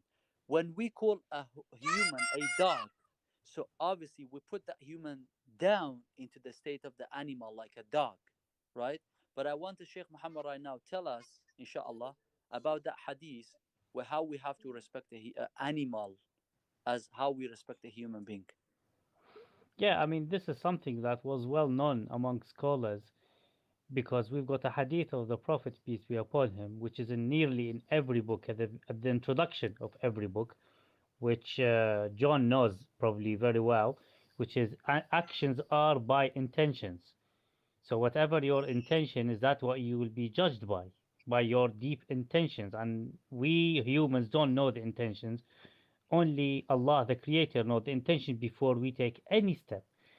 So the scholars said, for example, in the past, if you see a dog and you call, I mean, in Arabic, because in Arabic, in our culture, calling someone a dog is a grievous insult. So they said to the people, they taught the people, the scholars, that if you call a dog dog with the intention of insult, then you have sinned. Even though the dog doesn't understand, doesn't take it as insult, but what matters is your intention as a human being, not the actual subject that we have addressed. I mean, the dog will not be insulted at all because they don't know our intention. So we are intricate to that point. Our scholars are accurate to that point that we will not even call a dog with the intention of degrading. But anyway, I would ask you to both of you to put this discussion of the dog or he called her or something, put it on the shelf. That is not the character of a prophet. Islamically, we know whether you believe in it, John, or not. That is entirely up to you. We do not believe Jesus or any prophet is in any shape or form are abusive to the people. In fact, from day one, all prophets have been given mercy, Yeah. and that mercy encompass humans, non-believers, and animals, and that's what they showed. Because So the two conditions of any prophet to be a prophet or a pious man is two. First is mercy. Every prophet had mercy, practiced mercy, and trained in mercy. And secondly, knowledge. Without these two, you are not a prophet. You are not a pious person. I see that's two conditions. So I'm gonna put this argument, whether you want to discuss it until tomorrow morning or what, but let's put it there because Islamically we don't believe any prophet is abusive. No, no, Yes, we were they talking can. about we were talking about his God doing this. I know, but I Sheikh would like Muhammad, to sorry, I invite. just, No, I no, just, no, no, no. no, no, no. I I know don't where want it to came speak. from. I don't want to speak. No, no, no. I want to handle it to you, and I do apology to Pastor John. Tomorrow I have to wake up. It's almost 12 o'clock. Yes, yeah. I promise you, John. I will be back another day. We'll carry on in details, but I love you. I swear by God, you're really, really knowledgeable brothers. I like to engage with the knowledgeable brothers. I'm learning a lot from you. It's not like just being a hard, headed, just saying what I just want to say. I learn a lot of things from you. Just put that in aside, right? But may God preserve you no, and protect you and your family. And I will be back, but it's quite late. I have appointment tomorrow at 8 o'clock. I really need to sleep can right I now. can I drop the bombshell on you before you go that I wanted to? If it's quick, yes. Okay. All right. So you believe that this entire life is a test, correct? And it's a test that is designed by Allah that you have chosen in eternity past to take. Everything is test, yes. Right? So if you are called a racial slur tomorrow, is that part of the test? By a If I prophet? called, By if I anyone? called by anyone, yeah, that's showing me to be humble and Okay. show him a lessons how being a Muslim like to be, not to be like a Okay. person calling me a racist word to swear him back. Yes, go ahead. Okay. So if God designed the test and a part of the test tomorrow in the future is a part of your test is someone calling you a bad name or calling you a racial slur. There is Who a problem. designed the test? There is a problem. Who designed I'll tell you it? who. No, wait. No, Okay, I know, just I know. let him get to his point and then respond. He's finished. He's So, finished. yeah, I'm not finished. Let me Okay, finish. go ahead. Sorry. Sorry. He's like, he's finished. He's done. So specifically what my brother said, he said it perfectly. It has to do with intention, right? If there is malicious intent in the words that you use, then you should be held accountable based off the intent in those malicious words. If in this passage, when Jesus refers to her as a dog, it is in reference to a test. It is a test of her faith, a test of her perseverance, a test of her own self-worth. And she presses through that. It is no different than if you were called a racial slur tomorrow by someone. This is a test that Allah designed using free will agents. And so therefore you can attribute that test at its origin to Allah. And so it's no different. So you finished? Yep. You think you're clever? I'll respond to you right now. Listen to me now. Listen to me. Allah created everyone and everything. Are you paying Hey, attention? one sec, my wife called. One sec. Come on. Yeah. Hold that Yeah, we're gonna hold that thought. Very quickly, world Shuan, you don't even have to get into all that because who is giving the test? Is it just a regular human being? No, hang on. Is it just a regular human being or is it a prophet? You said it perfect before. Prophets don't act like this. Walaikum salam wa rahmatullah. Prophets don't act like this. So that's it. The whole thing. I would just say, okay, is that the question? Prophets don't act like this. That's it. No. I want to educate him today about something new. No. Yeah, that's fine. Inshallah. Yeah. I'm not gonna say it because I'll have a surprise for him. Okay, all right, I'm back. Yes. You were just saying how clever I am. Go ahead. Okay. Now you need to pay attention, right? You open the topic. So what we believe, every human being when they born, Satan touched him in the side, right? That's why the baby cried. Now, what does that mean? Prophet peace and blessing be upon him says, the whisper of Satan is always there. Now, Allah subhanahu wa ta'ala created everything and everyone. But Allah did not create the criminal, the crimes. So when a man there, are you saying the man going to kill or the man does such a things? Now I have a question for you. If someone call me a racism, that is the things from the Satan whispering to a person to call me that way. Did you get that? Yeah, I agree. Allah doesn't teach the human being that such a test to somebody come and call me a racism. That's contradicting Allah's law. That's not the way you work. That's my point. So Allah does not whisper or test me, right? Let's go against the free will. Let's go against many things. If I break it down to many things, that is the whisper of Satan. Go to the human being, whispering him to call me a such really ridiculous word. Do you understand now the point? So again, the prophet does not insult people by testing them. The man of God, even the God himself, as you believe Jesus is God, na'udhu billah. So these people are chosen one to be as a role model, to be followed. And that day, if I was with Jesus, calling someone for the purpose of test a dog, I would have followed him. Call anyone for purpose of test, hey, yo, dog. Okay, now you believe Jesus, you're good. Go ahead. That doesn't work, brother. That doesn't work. So hang on. Wait. So Jesus, when he called the Pharisees or whatever, a den of vipers or something like this, right? No, John, Gentile women. No. I know. I'm just trying to get to a point. So, what do you know the verse that I'm talking about? Yeah. Can you just say it for memorization? Just how's it go? Yeah, he called them sons of snakes. He called them whitewashed tombs. He called them a lot of things. Okay, great. Now, would you say it was warranted by a prophet or your God? Was it warranted to call these people that? Absolutely. Was it warranted for the lady who is just seeking help? Was it warranted for him to call her a dog? Absolutely. Okay, well, brother, thank you very much. Thank you. I got my answers. So now I think John understand what is the difference Yeah, between I'll let you go Islamic now. God Yahweh. and a Christian God. Islamic God is most merciful. He doesn't test his servant by insulting his servant from the other servant. We don't believe such things. We believe the beautiful guidance, the pure guidance, the Sharia, the Quran, the way of the Prophet, peace and blessing be upon him. There's no need. Tomorrow, alayhi salatu wasalam, tomorrow, imagine I go to pass my license. In the test, initially in the question says, "Are you a dog?" I said yes. There you go. You got the license. Doesn't work like that, Pastor John. It doesn't Okay, matter. wait. 1 second. Wait. Okay.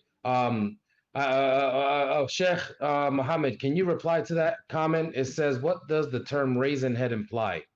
Yeah. Brother Isa, I'm going. Yeah, Jazakallah for you have been Okay. patient. Okay. Sheikh Muhammad, thank you for you being patient. Barakallah Thank for you. you. Pastor Barakallah John, fiik. you have a beautiful time with Mm, your family. Take care. mm. Yep. Yeah, I can answer. Salam. I can answer this raisin head business. But let me just say to everybody who is Muslim here, when we are talking to people like John, who are still in Christianity, who believe the Bible is the word of God, and who believes that Trinity is truth, and until you prove it to me, not. When we are talking, my recommendation is that we present to them what is the version of Jesus, what do we know about Jesus in the Quran. That's what we know. We know Jesus in Islamic literature, in the hadith that is so clear about from the Prophet, peace be upon him, on the day of judgment, that Jesus will never mention a sin. We know that. Every prophet, Adam, Ibrahim, Moses, they will say, "No, I am not privileged to intercede on behalf of all humanity. Go to someone else," and they mention a sin. So Adam mentions eating from the tree, and Ibrahim mentions that I have lied, and Moses says I have killed, and then they come to Prophet Jesus, and the Prophet tells us, and Jesus does not mention a sin, but he says, "Still, I am not for it. Go to Muhammad." So we have clear hadith from the Prophet, peace be upon him, to say that Jesus is sinless. We are not going to use the Bible in any shape or form to prove Jesus was disrespectful. That is not our business. That's the business of the Christians to defend it, or to say, yeah, that's fine, or that's a test. That is their business. We should not use these texts in the Bible to say that Jesus was abusive, just like we must not use the text in the Bible when it refers to Noah to have committed fornication after being drunk with his daughters. We are not going to use this because these texts are not reflective of what a prophet is. We refer to the Quran and the hadith of the prophet to show the gracefulness and the high status of all prophets. So I am not going to encourage any of my lovely brothers and sisters to engage in an argument to score a point against a Christian or a pastor or an atheist to say, in your Bible there is this and there is that, and that is false. No, we just need to present them with what our book and our text say about these wonderful prophets, all the way from Adam to Muhammad. We have So got that's a super. code system. We've got a manner system that we have to apply before we even talk about. So to us, all prophets are revered, all prophets are loved, and that's what we need to project. I know it is really very attractive to pick up pieces from the Bible to say that is wrong and that is doesn't make sense, but Muhammad, we are talking about prophets here. brother. Respectfully, yes, I agree. We don't believe that any of these. We're not avoiding. He's going to answer you. Piece full of hooligan. Full of hooligan. Just relax. All right. Just because he's not. He said he's going to answer you. Just give him a second. He wanted to bring something up. Okay. And yes, Sheikh, I understand what you're talking about. We don't believe that. We don't believe that Jesus did these things or did this thing, calling somebody a dog. What we're saying is we're trying to illustrate a point that if Jesus is God, God can't be near sin, but he sinned himself. So we were just showing the contradiction in there. And obviously, Shawan also had his own point that he was getting with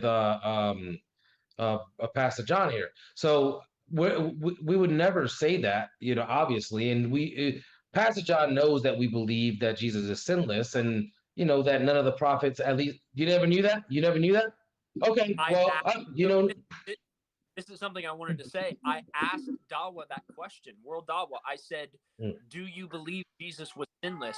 His answer to me was no, and then he took me to this passage.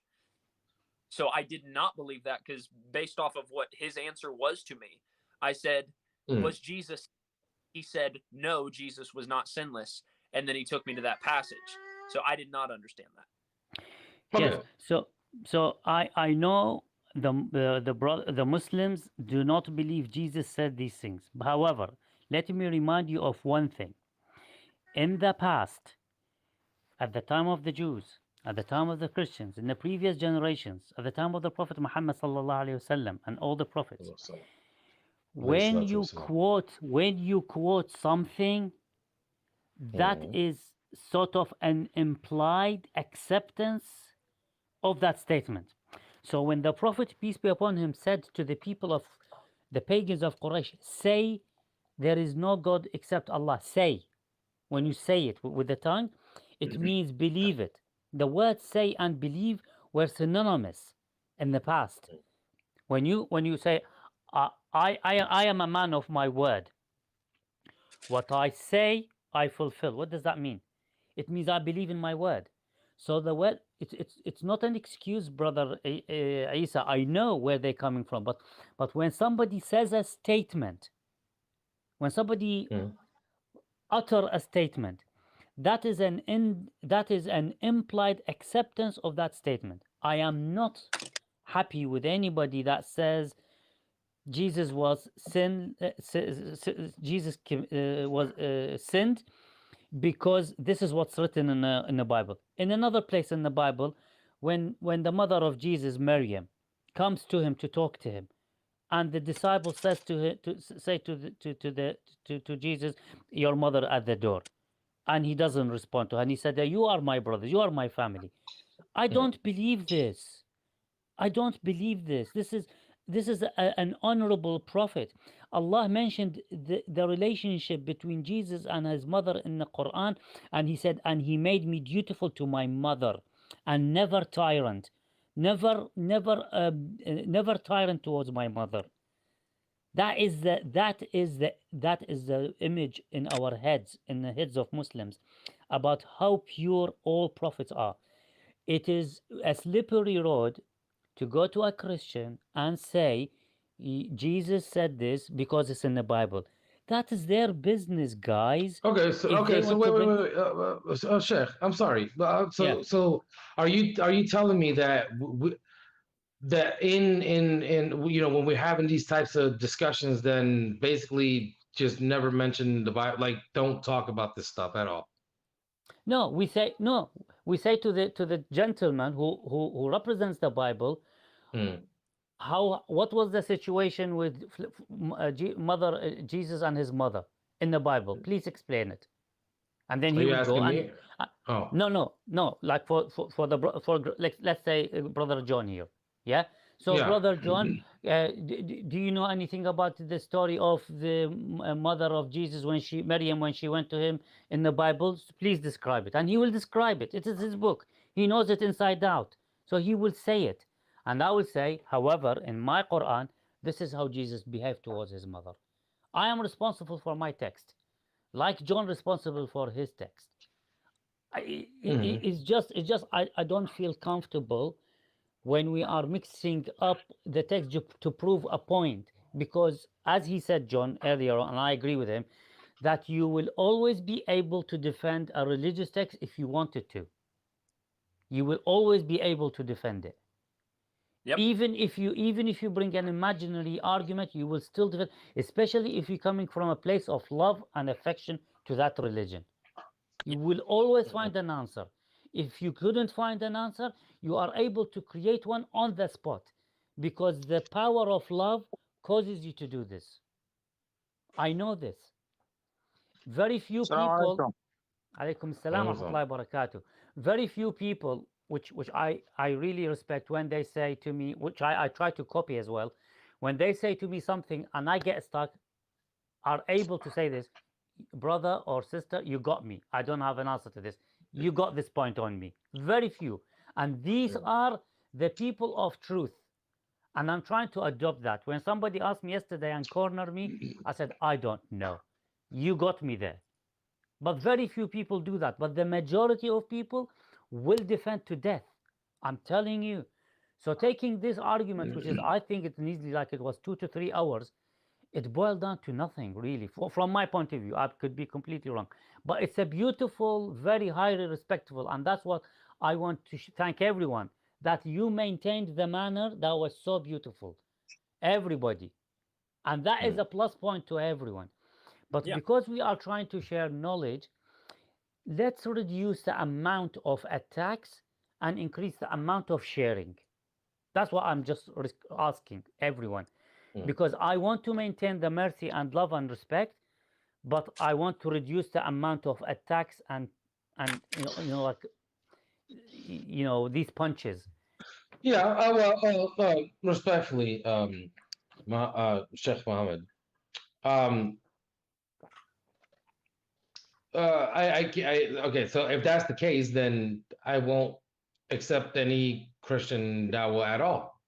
What's the point of having any discussion? No, no, wait. What's the point of having any discussion if he's here to? Because what you're saying is like, oh, let's just share information. Frankly, I don't want his information. I know what Christianity is. I don't accept it. Right? My job here is to bring people to Islam. You might have a different method of bringing people to Islam, but my method is, so don't get me wrong. There are people who accept Islam just because, of what we're doing now. You and I, me and Muhammad, just talking. And they might accept Islam that way. There are other people who are Christians or believe in Christianity, whom you have to debunk these claims in the Bible. Do you understand? And if we can't use points, a points of attack, I guess if that's what you want to call it, then there's no way. How are we going to do that? Oh, so your Bible says this. Well, this is what the Quran says. I get that. We do that also, but with people like John, he likes debating, which is fine. I have no problem with that, and we debate back with him. Do you understand what I'm saying? But Yeah. if you're going to limit me from trying to bring points like this, because what I'm trying to say, because they don't believe in the Quran, so we have to bring them to their Bible and use logic and reason to get them to understand something. So, for example, I don't accept that the Prophet Isa alayhi salatu wasalam, or Jesus, for those who don't know, I don't accept that he would use racism towards someone, right? Of course. So what we're doing is drawing that point out, saying, "Hey, look, this is what it said based on our Quran. He's a, all our prophets are righteous, moral, good human beings, right? They would never do something like this. So how is it that in your book it says this? Do you see what I'm saying? So we're just drawing the point out. So I mean that's the, Critique. So what? it's called an internal critique. So Yeah. basically, when I come in here, I'm different than probably most Christians, because the only argument I care about, the only argument I make against Islam is the crucifixion. That's predominantly it. That's the only one I care about, because it's the one thing that is the direct opposition to my faith, right? And so when I come in here, though, have you ever seen me point out a contradiction in the Quran when I've been in here, or ever seen me talk about whether or not Aisha was 9 or whether she was 16, or talked about the 72 virgins or whatever? No. I come in and do that. I don't come in. I predominantly come in to defend my faith, and let you guys hit at me, because that makes me uh, Sharpen your blade. yeah, that's a great way of putting it. It helps me sharpen my blade. And so I like hearing arguments against my faith because I'll listen to them, but I also, like I said, it helps me. And so I don't come in now this is where other Christians probably don't do the same. They probably come in and they throw punches at Islam. I come in here to defend Christianity predominantly. I could throw punches at Islam, but I enjoy the pushback more than me pushing, if that makes sense. Yeah. But Okay. so Shay, I don't know if that guy is still in here. Oh yeah, he is still in here. Peaceful Hooligans. He said about the raisin head thing. If you can explain this, so it doesn't mean what you think, by the way, but the chef, he's going to enlighten you. So just hold on to your seat, or guess if you're sitting down or laying down. I don't know. okay, so this hadith is very specific on leadership.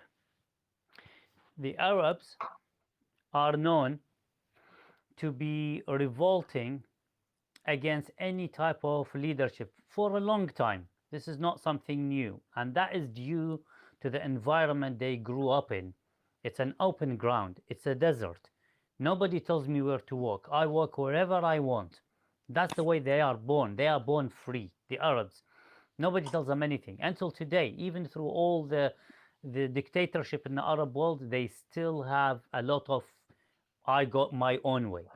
So the Prophet was teaching them about leadership, and he said to them at the beginning of the hadith, listen and obey. Listen and obey the leadership that gets appointed on you, even if it was an Abyssinian slave, and even if his head was so small that the size of a raisin,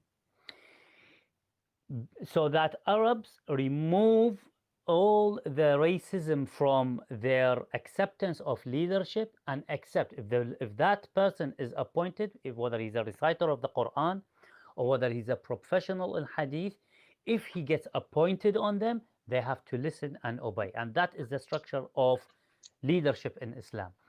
So that hadith is telling them, do not look at the face of the leader. It doesn't matter, because the leader has got internal skills. That's what matters.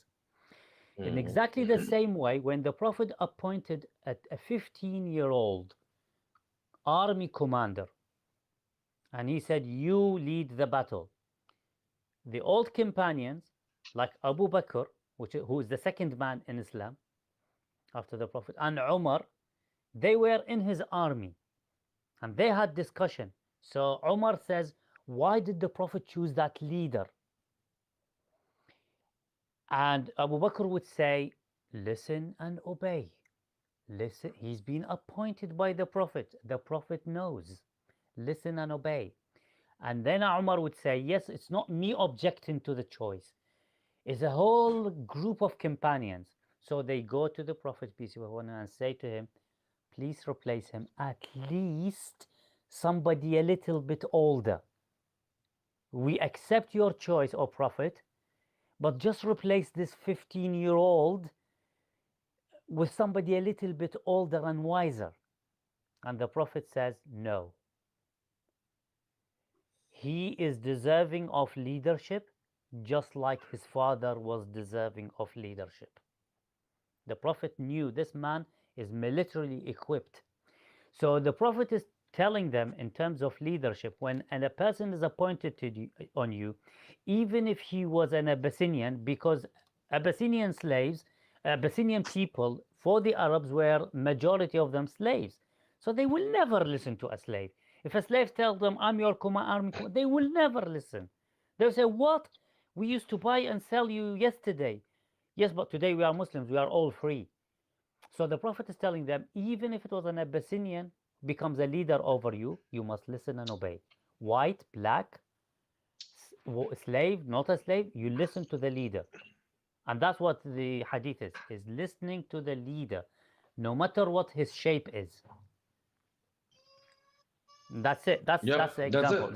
It's not the Prophet is not talking about anything related to racism or not talking anything about No. facial features. He's telling them it's leadership. What he's Whoever trying, is appointed.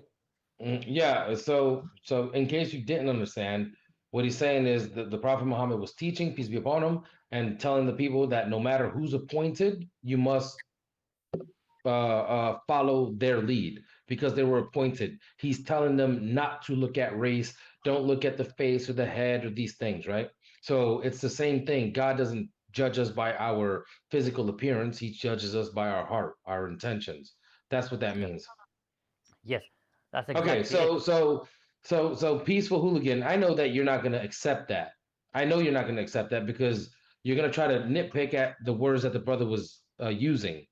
Well, You that thought hang on, you thought you had something, but you didn't. So he's using those words in the hadith because these are the words that they used to call people stuff. So he's telling them, do not judge people by these standards because it's not right.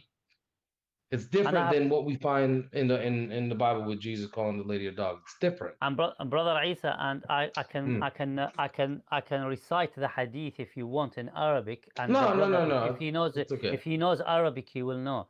اسمعوا Hmm. وأطيعوا وإن تأمر عليكم عبد حبشي رأسه كالزبيبة. That is the original Arabic. If anybody knows Arabic, goes to it word by word and understand it, he will get exactly the same understanding. Look at the commentary of the hadith. Look at the commentary of 6 different scholars, and then come back to us and ask us exactly the same question. You are most Uh, welcome. hmm. Okay, so John, did you understand what he was saying? The brother Sheikh, the Sheikh. yeah. So Mhm. here's the thing, and this goes back to what I was saying in reference to. Um, I think that is a completely tenable interpretation. I think it's perfectly tenable. I don't see a problem Mhm. with that interpretation. I don't know about this passage directly. Here's the problem I have when I offer my interpretation on this dog's passage in regards to like what you were saying. You said our actions are really based off our intentions. If our Mhm. intentions are not wrong, then the action is not wrong, correct? Well, of course, Yeah. Okay, okay. And Carry on so and and carry on, mhm. and I will add. yeah. Mhm. So to this passage that I was explaining in terms of how Jesus was responding to this woman and why she was responding, I can see your interpretation of the raisin head as a tenable explanation, as a possible explanation. I think that's perfectly fine. But I don't think Muslims afford Christians that same courtesy in saying, "Yeah, hey, I can see your point of view. I see your position. I see where you're saying this within this passage." And so that would be the problem I have is there consistency. It's like I was saying earlier, we can all have, oh my gosh, my back, what have I done? What have I done? Forgive my sins. Oh my gosh. You talking to Jesus or God? Oh, I'm talking to myself right now. No prayers right now. No, you said forgive my sins. You talking to yourself, so you're God. Oh, I'm using that as a figure. Oh, whatever sins I have committed to cause my back to feel this way. I don't know. No, but so Lay on the ground. Lay on the ground. It's yeah, okay, no that's where I problem. was. Getting Yeah, up yeah. was the hard Lay part. on the ground. Hold up your mobile, and it's all right. So So yeah, okay. what I was Yeah. saying was in reference to that, that Jesus saying this, we see the conduct of Jesus throughout the Gospels. We see the conduct of how he is with Gentiles, like the Samaritan woman at the well, right? She is a Samaritan woman. He goes to her, sends her into the town. She's actually the first person to proclaim that he's the Messiah, and she was a Samaritan woman. You have him talking about the parable of the Good Samaritan. You see where he's constantly involving Gentiles in his ministry. And so we understand the intention of Jesus was to include the Gentiles in this great work that he was here for. Including Jew and Gentile. And so when we look at this passage uh, and he references her as a dog or whatever, this is not Jesus is not intentionally doing this as malicious. He's doing it to see her response and see, because that's what Jews call people. She had 2 choices in there. She could be the victim and she could run away and cry and she never would have got her miracle. Her daughter would have remained possessed, everything. Or she could say, but wait, this is where I know. I know what you can do for me. I know that you can heal my daughter. I know that you're Lord and all this. And so he looks at her and says, wow, based off your response, you have amazing faith. And so Jesus' intent was not malicious. Jesus' intent was to see her response of faith. And that is how she received her miracle immediately after. And so, like I was saying, and we were saying earlier, for every argument that I could ever bring against Islam, there will always be an answer. There will always be, is your name Muhammad? Yes. Yeah. There will always be a Muhammad to give an answer for something I see as a contradiction. So, like for example, and I'm going to prove it right now. I'm not actually bringing this, like, I think it's contradictory, but I'm not actually, like, positing this. So, I guarantee you're going to have an answer for it. Now, whether or not I find that answer plausible is the question. So, like, in the Quran, it mentions that 3 people are the first prophet of Islam: Muhammad, Abraham, and Moses. There are 3 separate verses where Moses says, I am the first of the faith. Abraham says, I am the first of the faith. And Muhammad says, I am the first of the faith. And all of these verses. So to me, I see this as a contradiction, but I know that you guys have an answer for it, right? Have you ever heard that one before? Yes. So you have an answer for it, and so I would love to hear the answer. Like I said, I am not presenting right now. My intent is not presenting this as an argument against Islam, but it's proving a point that there will always be an answer for what we see as a contradictory position from the other side. I get it. Yes. Yes. So the answer to this is in the Arabic language itself. Just like, for example, when you refer to the Hebrew original of the text, which you are right, when you go to, because that is the purest, that is the source. We can ignore the translations and we can go to the source. And the Muslim world have been blessed by keeping the language documented and also spoken. So it is still alive, the Arabic language. So when you look at the construct of the Arabic language, and go and ask any linguist, even anybody who is not a Muslim, you've got some German TikTokers who are Arabic linguists, and go and find them and ask them. This word, أنا أول المسلمين. أنا. I just wanted to say one thing. No matter what answer you give, I'm not going to rebut against it, because I'm, like I said, I don't want to turn it into a debate. I just want to hear your answer, and I'm not going to say anything about it. Yeah, that's cool. I will tell you 2 things, and then you please make note of it and ask any human being, Muslim or non-Muslim, if they have Arabic. Just ask them, how good is your Arabic? And then throw the question to them, and then check it against what I'm going to tell you. Cross-reference it with someone else. And then if you the higher professionalism in Arabic, the better you get. Okay. Could I do something? Would this be okay? Isa, are you familiar with this passage that these passages that I'm referencing? No, I'm not. Oh, okay. What about maybe humble Habibis? Habibi. No. He said it, Bob. I'm not familiar now. Okay. He's not familiar.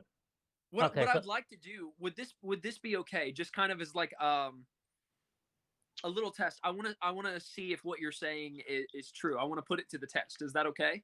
Yeah. And this is not meant to be disrespectful whatsoever. No, I'm happy. I want to see if you give the same answer. Okay. So, if I were to pull up the Quranic passages, Habibi, do you have Arabic Quran that I could point you to the references? No, I'm at work at the moment. Oh, okay. Well, never mind. It won't work then. I would. Do you read Arabic, Isa? No, I just memorize it from listening to Arabic reciters. Okay. You have to. You probably gonna have to wait maybe like another day where we get people like Ijaz in here or something. is there someone in here with enough followers that can read Arabic that has the time that you could bring in place of Habibi, just as this, just Yeah, just yeah. to test this? Okay. Okay, Yeah. I'll speaks jump off. Arabic. Yep, no worries. Wait, wait, No wait, wait, worries. wait. Habibis. Wait. I know you've been sitting here waiting. So, what did you want to say something? I'm so sorry, bro. Please forgive me, man. No, it's fine, dude. Look, I'm here to learn and as well, you know.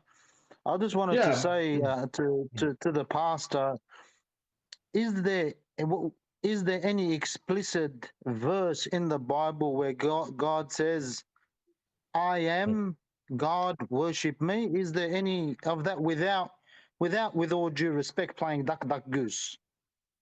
Yeah. So yes, I think the I am statement is the clearest one, Okay, so what is that? where Jesus says, "Before Abraham was, I am." That's okay. Hammam has something for you on that. So, that's a perfect. Okay, That's a okay. perfect. I just That's perfect. I just want to I just want to refer him to what it says in the Quran. I know you don't believe in the Quran, then I want you to compare the two. How direct God Almighty is to us compared how direct he is to you guys in the Bible. Now, I refer to Surah Qul Huwa Allahu Ahad. If one of the brothers want to translate that to him and see how explicit God Almighty says he is God compared to how direct he is in the Bible, the verse that you're referring to. Yes, Allah is Yeah. most clear in the Quran. Give me 1 second. I'm gonna pull it up right now. Surah Al-Ikhlas. That is 112 chapter. Yeah. Oh, I like their Quran. That is nice. It says monotheism instead of Surah Al-Ikhlas, but it does say Surah Al-Ikhlas also. Okay, so yeah, go, you want to recite it, like actually recite it first? Yeah. بسم الله Yeah, الرحمن الرحيم قل هو الله أحد. Then can you translate that one? Then I can say yeah, the other one yep, in yep, Arabic and then yeah. That's fine. Say, He is God, the One, Allahu Samad. God, the Absolute. Lam yalid walam yulad He begets not, nor is he begotten. walam yakun lahu kufuwan ahad. And there is nothing comparable to him. Allahu Akbar. Okay, now you want to compare that to the passage that you say that is God saying that He is God in the Bible? Did you understand what God is saying there, Pastor? Yeah. So I think it's just as clear. Okay, Okay, no, but what is? Yeah, no, hang on. yeah. Habibis. That was perfect. Hammam, this whole I am thing, he can explain it. Just give Hammam a chance. You'll see. Yeah. Okay, no. I'm gonna jump off. Let him come on, because I've got to go back to work, brother. Okay, good. Hey, brother, thank you for coming on the show and everything. Appreciate it. Or this pod, No whatever worries, you don't want to worry. I'll call still be listening. it. I'll still be listening. Alhamdulillah. Salam Jazakallah, alaikum. brother. Wa alaikum salam wa Yeah. rahmatullah.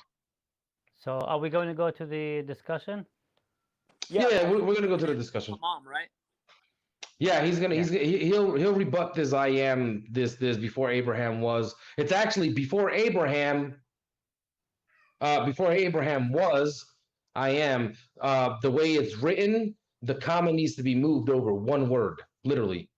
I don't think that is the question that John put to ask for somebody to read No, Arabic. it was no. I know, but the humble Habibis put he asked them the question about the I am or about what statement in the Bible, and he said I am. That's the clearest. He said that's the clearest. So I said yes. Hammam also has an answer for that too. So we can go to that after. So okay. And guys, I have like 10 more minutes because I was supposed to take a break a long time ago. I gotta still make Isha 10 more minutes, please. So we can get off. But go ahead, John. Bring the argument, please. Yeah, I think it's Yeah. fair if John goes first. Yeah. Yeah, he's going. He's Yeah, gonna that's go fine. first. All right. I'm pulling it up here. Okay, so it is Yeah, I'm gonna get off. We're getting off in like 10 minutes. So, okay. She about to get. Okay. She about to get you. So, She about to. She about to yeah, get your ass, boy. no, she's fine. So, Okay. 3912. Sort of 30, Okay. 3912. Yep. Okay. Let me get there. That's Azamar. Azamar. Azamar. And then verse 12. Azamar. Okay. 12. Yeah. So you want to read, John? So you want us to read it in Arabic and then comment on? I comment on. Is that what we do? Yeah, You like? yeah. I wanna see if you both come. I'm interested to see if you both come to the same conclusions. No. Is kind of my interest. Does that make sense? Like the test. I want to hear what Hammam has to say about the contradiction, and then I want to hear what you have to say about the contradiction, and see if it matches. So And then when they I'm putting trust in y'all mostly. I'm putting Yeah, trust and in then- y'all that you're not just going to just copy each other based off answers. I No. genuinely want to see what you have to say. when they explain it, I know that my confirmation isn't going to be that important, but I will confirm it. So yeah, there are three verses. How about this? Oh. I gave him the first one, 39:12. I'm gonna give you the second one, 7:143. If you could look that up for me, Isa. Okay. Okay. You said chapter 7. Oh God. 143. Hang on, I gotta open up another page because I tried to right click to do open in a new window. It didn't work.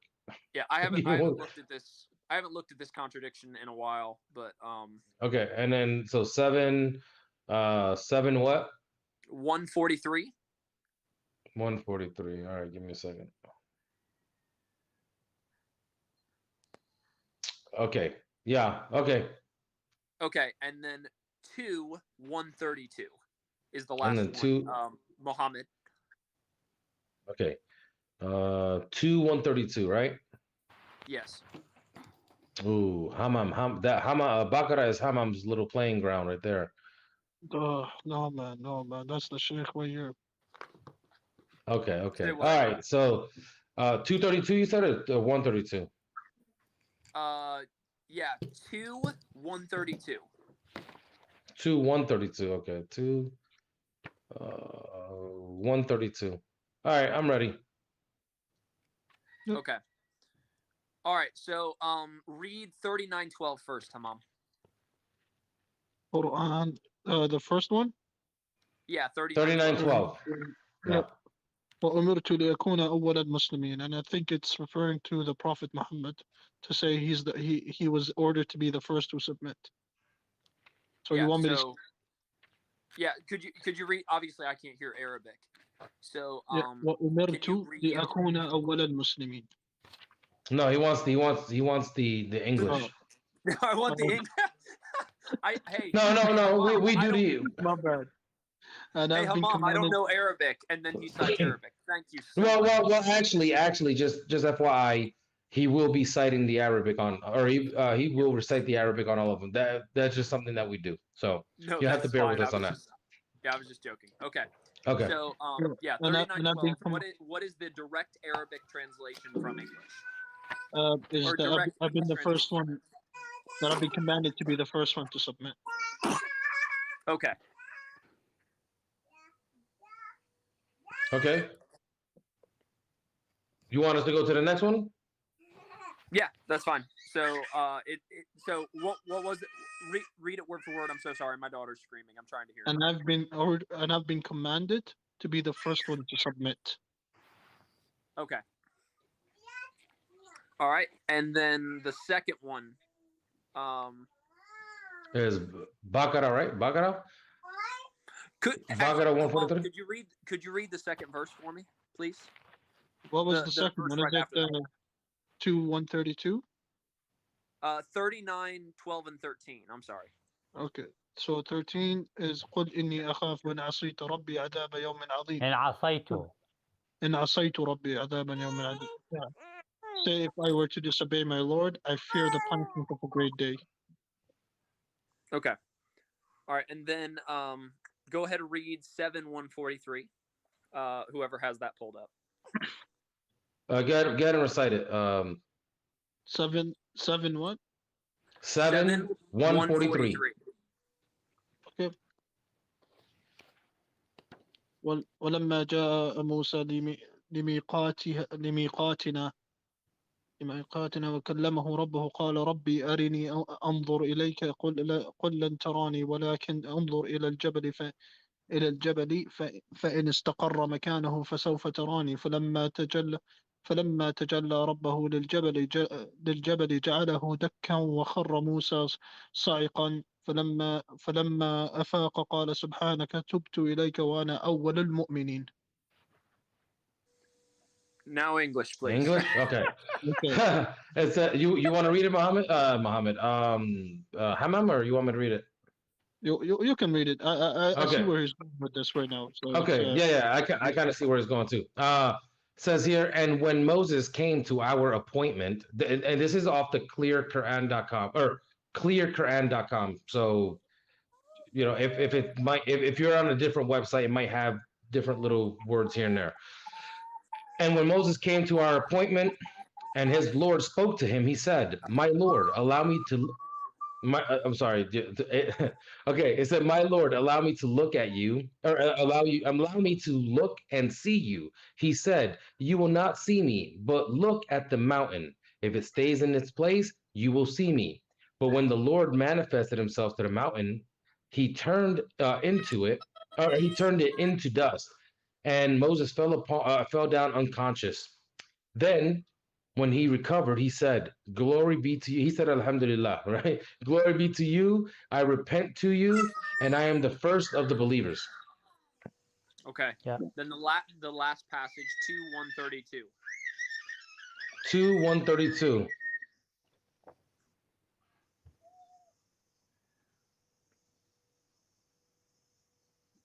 Oh, do you want me to? Oh, me? Okay. Yeah. Recite. Recite in the name of your Lord.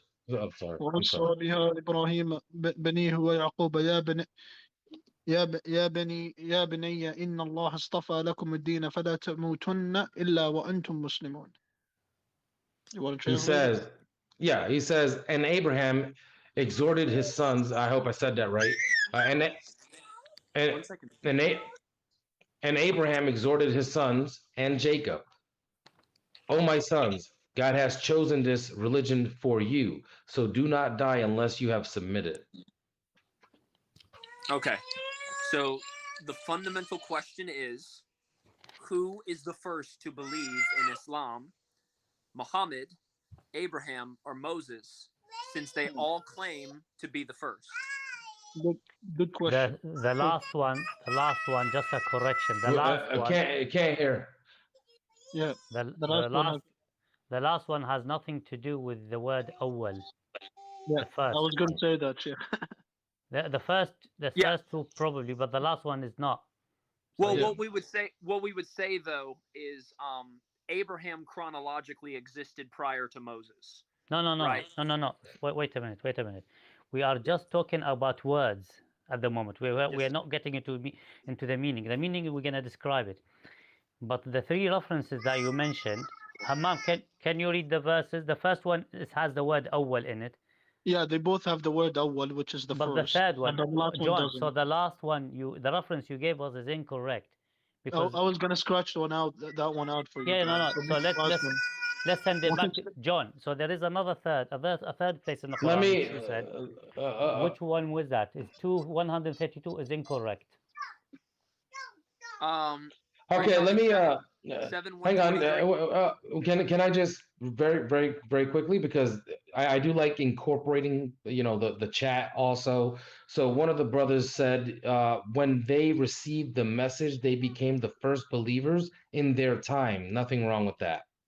Okay, continue. Yeah, we will come to that. We will come to that. Right. I just want, like I said, I wanted to. I like to incorporate the chat also because they're here with us and they help support the stream. So, okay, go ahead, guys. Yeah.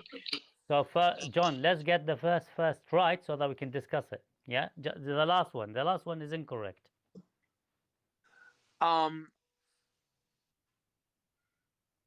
So the last one, why I don't understand why the last one's incorrect. Okay, okay. Okay. Basically, you're trying to say which one was the first to be of the believers, right? The ones who submit, correct? You said Yeah. there are three places. You said there are three places in the Quran. You only brought two. The third one doesn't mention anything about being the first or the last to submit or anything of this nature. So yeah, my argument from the first one and why I think it's relevant is because Abraham came before Moses chronologically and is still talking about Islam, right? So Hmm. so the Quran is not the Quran is not chronological. Just FYI. I know what he means. I got Okay, it. okay. Then I'll be quiet. I'll be quiet. I'll be quiet. I'll be quiet. Yeah. Yeah. Think of it this way. What I'm saying, right? If we're talking about three basketball players again, we're talking about Larry Bird, we're talking about Michael Jordan, and we're talking about Kobe Bryant. They all three are basketball players, but they all three lived in different points in time. And so if Abraham is saying, now this is the English, sons, Allah hath chosen the faith for you, die not except in the faith of Islam, in the 2:132, right? This is mentioning that Abraham's sons are Muslim. They are putting their faith in the faith of Islam. Chronologically, Abraham came before Moses, not in terms of the timeline of the Quran, but in terms of his birth. And so then you have Moses say, I am the first. And then later on, you have Muhammad say, I am the first. Okay. Okay. Okay. See, let me describe to you how we Muslims research. So Yes, just in case you want to debate us and beat us in any argument, I am giving you the tools that actually scholars beat each other in Islam. Okay? I need to record this. I need to. Yeah. Yeah. So the way we Muslims debate is first of all to fix the sources. The first thing, we get the references right at the beginning, without getting into what does it mean, whether it's authentic or not, whether it's supposed to argument or not. We just need to get to the references right. So you gave us three places. You said there are three places in the Quran. I'm going to discard the third one because it has nothing to do with the discussion of being the first.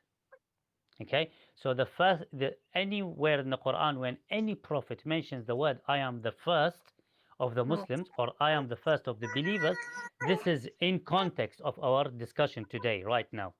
If the word is awwal, which is the first, is not there, I'm going to discard it. It just has nothing to do with our discussion for this particular point. Yeah? Okay, I would disagree, is that fair? But I'll allow it. That's fine. Yeah. So you said, so the question is, some prophets say each one of them. Give me 1 second. She is sad right now. MashaAllah, tabarakallah. Alhamdulillah, Rabbil Alameen. I gotta run her to her mommy before she jumps out of my lap. I got one on the way too, man. 1 second. I think July, inshallah. And July this year, inshallah, I should have hopefully, inshallah, make a dua that it's a boy, because I have three girls. I need a male heir to my throne. No, I'm kidding. But I do need a male heir. I need a wali. The Prophet ﷺ said, three girls, if you bring them up and you marry them off, they will be a barrier between you and hell. The companion said, what about if only two, O Messenger of Allah? He said, even two. He said, what about if only one daughter, O Messenger? He said, even if it's one daughter. So a daughter is the one that pushes fire away from her father. And do you see the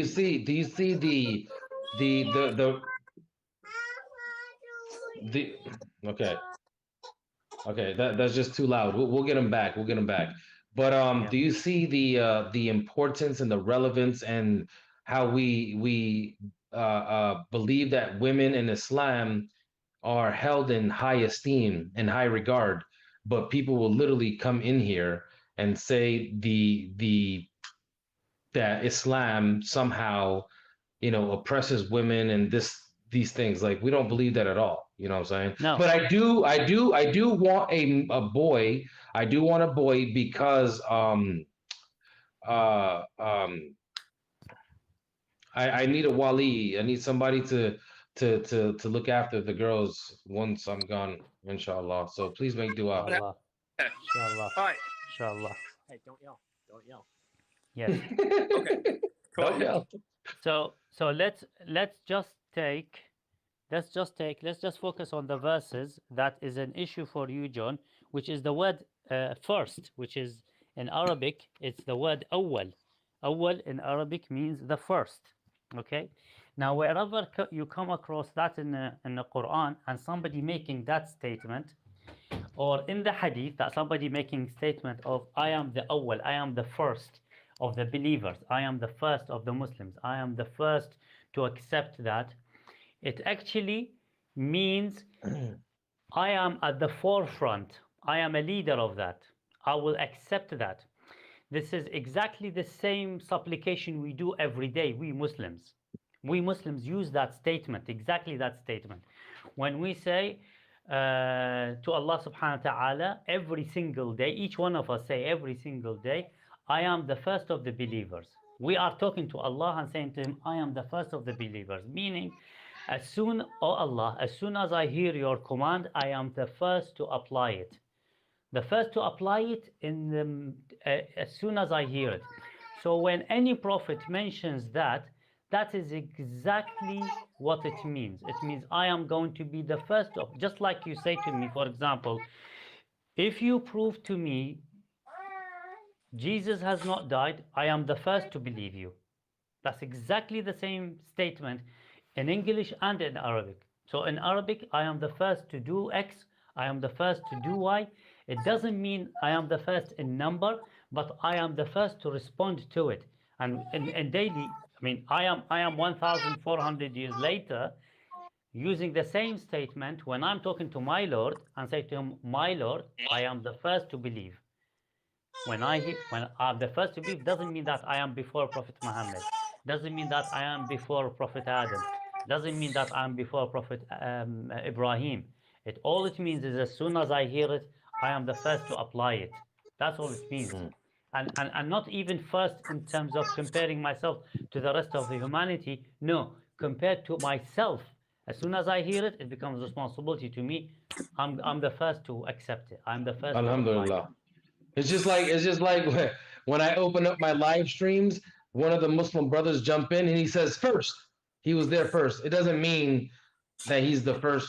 I get what the Sheikh is saying. He is the first to apply uh, the laws and the commands of Allah at that You know, time. Yes. when you invite some people to a meeting, John, when you Yes, sir. invite people to a meeting and say, guys, I need you to be there, and then you start suspecting maybe they not, like, and then you go to each one of them, hey man, are you sure you're gonna make it?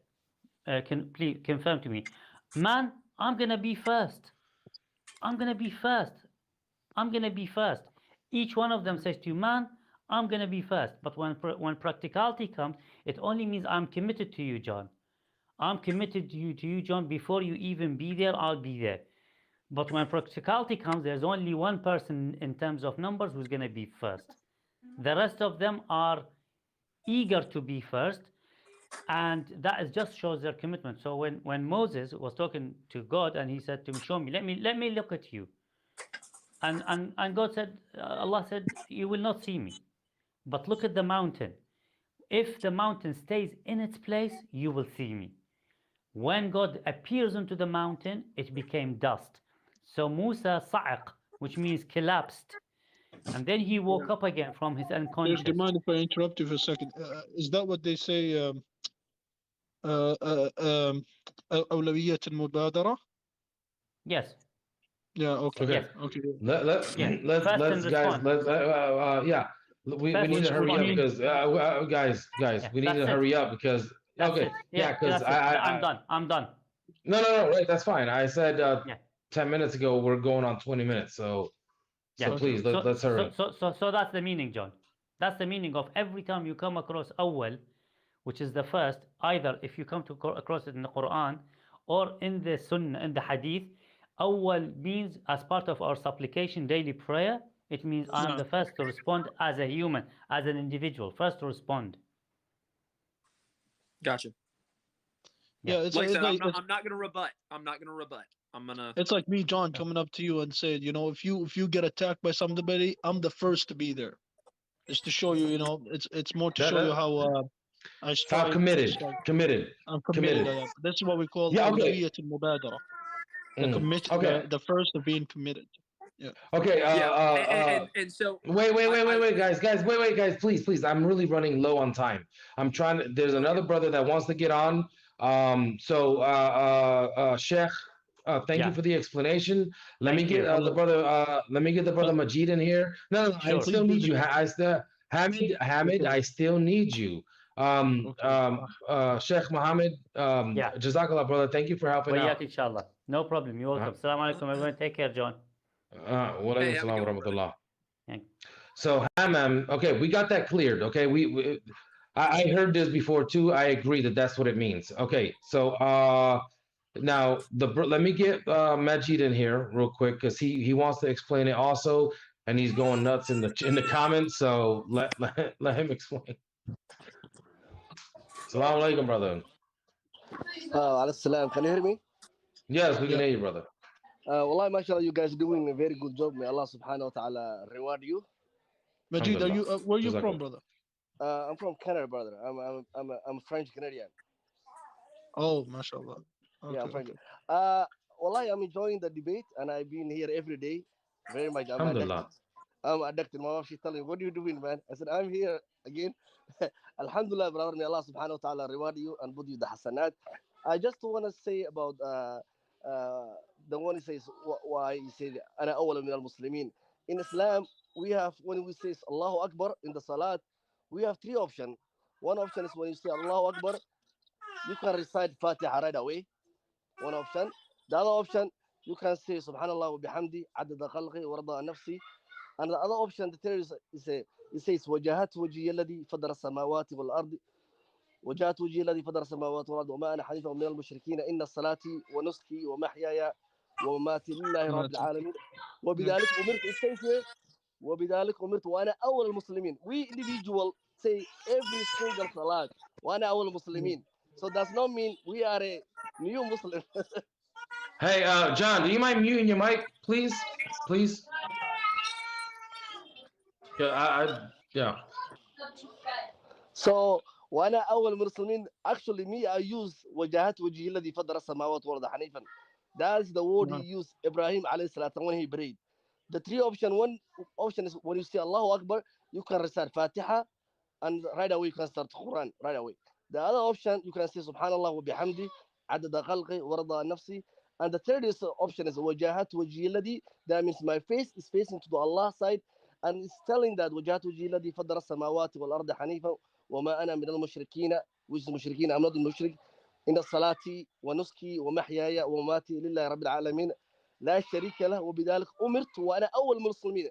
My kid is my 4 years old. My 4 years old, wallahi, say that when he goes salat.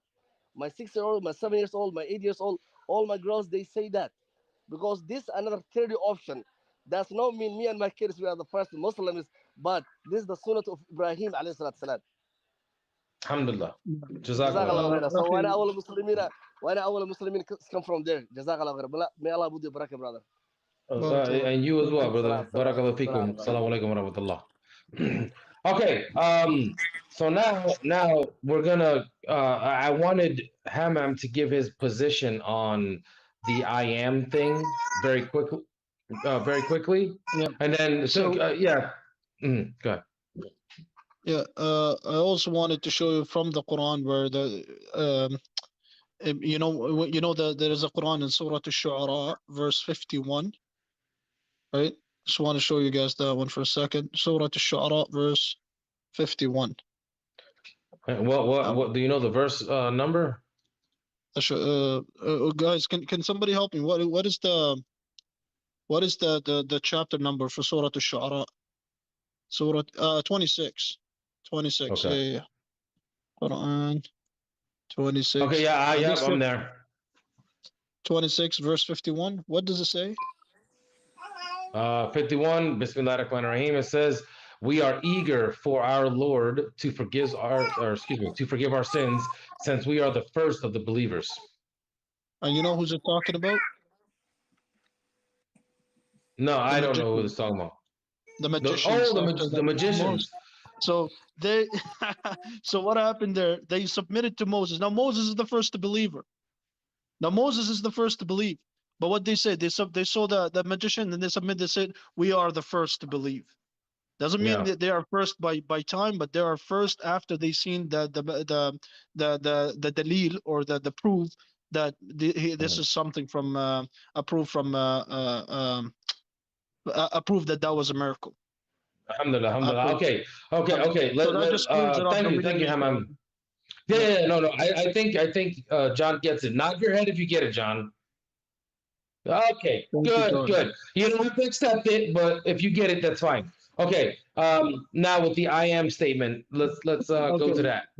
So before Abraham was I am, right? So what do you mean by I am? Is that another name for God? Is that what you mean? Hang on, he's on muting his mic. Yeah, yeah, yeah. I am is what God referred to himself as. Good. So let's look at it. Because here's what the way you're translating, John, with all due respect, the way you're translating the verse, right? The way you're translating the verse is that you're trying to eat your cake and have it too. If you replace the word I am with God, it comes back to before Abraham was God. I agree with that. Yes, before Abraham there was God. So no, I would disagree with that. Say Why the is that? name thing. Isa the Isa. How you did it? You remember, bro, because you did it on the stream like maybe a couple days ago when you were trying to explain I am that I am, right? So Yeah, you have to put the name of God in there, or John, for example, or yeah. Hammam that Hammam. It wouldn't make sense. It wouldn't make sense. Yeah. No, but no, I So am you who need to I am. explain. are you done? Yeah, You mean I you need to am who I explain that. am. Okay, I am who so I am. If you say so God, if you replace the word God with I am, then it becomes God who God. yeah, that's not the position. So remember, I am is a descriptor as a name. God is a Okay. descriptor as a title. Okay. Okay, so when we're saying I am, so when we look at the Exodus passage, here, one second, let me shut the door. My wife is vacuuming. I'm coming out in a second. Specifically, when in the passage, Moses looks at the burning bush and says, "Who am I to tell them who sent me?" The Israelites, right? And No. God replies, "I am that I am from within the burning bush." Right? This is a clear statement of divinity that only God made in the Old Testament. It's the only one that God made in the Old Testament. Mm. When we see it again, we see it being used by Jesus here in this before Abraham was. So, first, let's talk about that. Before Abraham was. Well, what is Okay. Jesus referencing? He's referencing a pre existence before Abraham. And the Jews recognize this because they look at them and they say, "What, you know Abraham? How, you're greater than Abraham?" They look at him and you see their response based off of his statement. So he says, "Before Abraham was, I am." And he uses the same name that God applies to himself. There is I think. no clearer Mm, No. thing. But Wait, the way hang you're on. saying it, yeah, let me finish. Wait. I think Can no, I I finish my think statement? Wait, can I yeah, finish my yeah, statement yeah, really quick? yeah, Okay. yeah. Finish your statement. Yeah. There is no clearer statement to the Jewish people who have the Torah memorized by heart. When they heard him say, "Before Abraham was, I am," what did they do? What was their reaction? They picked up stones to kill him. understood. Why? Because of Okay. blasphemy. Okay. Wait. Okay. I think you're conflating because that wasn't part of that story. What you were saying about um Abraham, and then they're saying, wait, you know Abraham? That's a different part of John. This part of John, this is a different scene, right? I've seen the movie too. I know what you're talking about. And the first, yeah, I seen the movie too. Yeah, I'm talking about everybody's seen the movie. It's a good movie. I seen the Gospel of John, the one movie where Henry, I think his name is Henry Isaac something. He plays Jesus in this movie. That's I think the best John movie that I've seen. Anyways, I seen the movie too, so I'm putting that scene. The one scene that you're talking about is where he's saying, you know, before Abraham, whatever. He said, "Wait, you claim to know Abraham and all these other things." That's kind of being Yeah, it's a inserted in different there. passage. Yeah. Right. So you're kind of conflating. The truth of the matter is that in this verse, the one that you're talking about, or the I am statement, it says before Abraham was, or excuse me, before Abraham was God. That's how it should be read. Hang on. That's how it should be read. And even if, and even if, okay, I'll give you that maybe it's not. Let's just say it's not.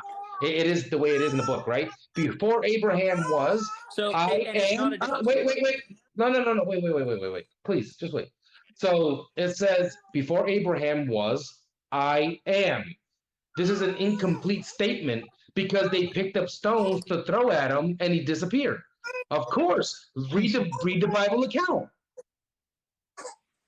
Yep. So first off, there is a story in there them talking about Abraham. I know which one you're referencing, but it is not a different story than the one I'm quoting. So when you look at it, it's verse. Wait 1 sec. Gosh darn it! Come back.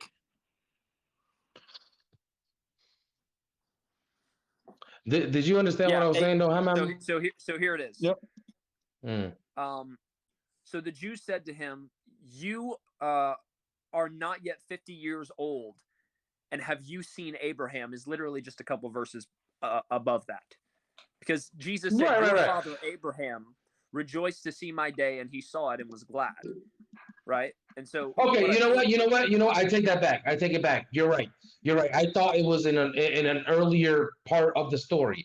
I take it back, but the matter still stands. I'll concede. I have no problem conceding. I made a mistake. Okay. No problem. That's cool. But it still stands. I honestly believe that comma needs to be one word back. So after Abraham, comma. So read it like that. I am. So therefore, no. Truly, I say to you, before Abraham, comma, was God. No, because he says was born. No, I'm going off of the ESV right now. The ESV, it says here, truly, I say to you, before Abraham was, I am. Right? What I'm saying, my claim, my understanding of this, because obviously God's name is not I am, but I mean, it's how he refers to himself. I know that's right. First of all, Moses, when Moses asked for God's name, he said to him, "I am that I am," or "I am who I am." Why are you asking me this? I'm the Lord of the worlds. Why are you asking me? He didn't say, "Oh yeah, no, this is my name. This is my name." Tell everybody this is my name. Do you understand what I'm saying? It was more of a right. It's more of a get out of here. Why are you asking me what my name is? That's God's response to Musa. Yeah. So you have to ask yourself some questions. First question you have to ask yourself is, first off, why is Jesus speaking of his pre-existence? Before Abraham was, I am. No, right? but John, Pastor, this is where you and I disagree. One sec. Okay. Let him finish, and then he'll have the last word. I have to, because I really have to get off, guys. Yeah. Okay. Well, let him. So truly I say to you, before Abraham was, and some versions say was born, and actually has that in the Greek. Before Abraham was born, I am. And so that I am statement is the clearest thing you could ever say to a Jewish person in a claim to be God. It's the clearest statement you could ever make. Saying I am God actually wouldn't have been as clear. You want to know why? Because there were a lot of people. There were the Greeks running around, and they were saying, "Oh, this is my God, and this is my God." There were Romans running around saying, "No, this is our God, this is our God." Jesus saying, before Abraham was, I am God, would not have been as clear a statement to the Jewish people as I am is a clear statement to the Jewish people. Because again, they understand their Torah. They know Moses. They know what God said to Moses. And so When God said, I am that I am, right? He is described, he's not giving a name. I am is not a direct name for God. We call him the great I am colloquially. But specifically, I am that I am is a statement that God said to Moses and how Moses referred to him. Now, when we get to this passage, truly I say to you, before Abraham was born, I am. It's not saying that I am replaces God or God should replace I am. That's not the claim. It's saying that God made the claim I am, and therefore Jesus making the same claim is God making that claim. Okay, cool. Hammam, respond, and then you're gonna close it out, John. Okay, you're gonna close it out, and after, hang on. He's gonna close it out, and that's it. I gotta go. Go ahead, Hammam. If I were to concede to that, here's what I can say. There were many people before Abraham. That doesn't make them God. Can I respond to that? Yeah. No. Unless wait, is that part of your? Was that it, Hammam, or? That's number one. There's many people before Abraham. That doesn't make them God. Number two. Okay. Listen, it's either because what you're saying, it's before Abraham. What was I am? Before Abraham was I am. All right.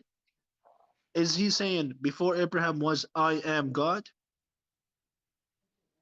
That's the statement. Like I said, saying I am God. So either they replace, but here's the thing: either you replace the word I am with God, or you don't. That's my statement. Because you're just adding something right now.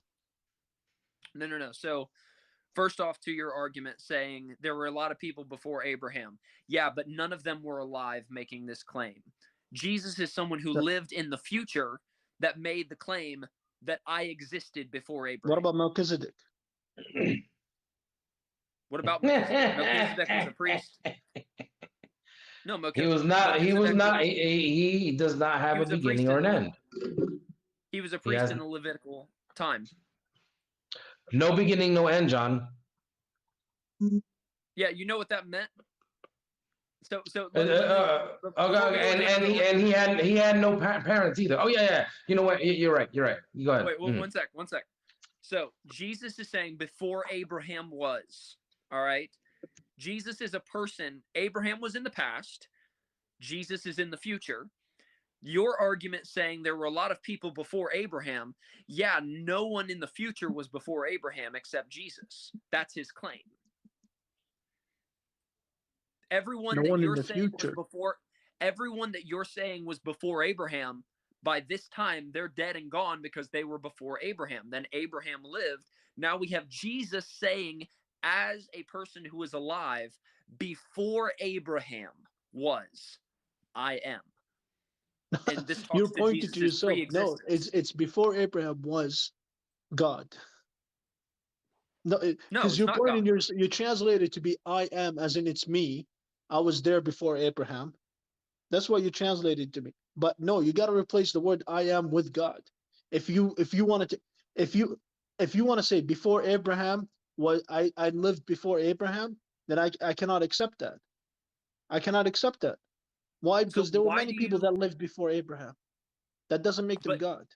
None in the future. But if you want to translate it that before Abraham was God, then I agree with you. Yes, there was God before Abraham.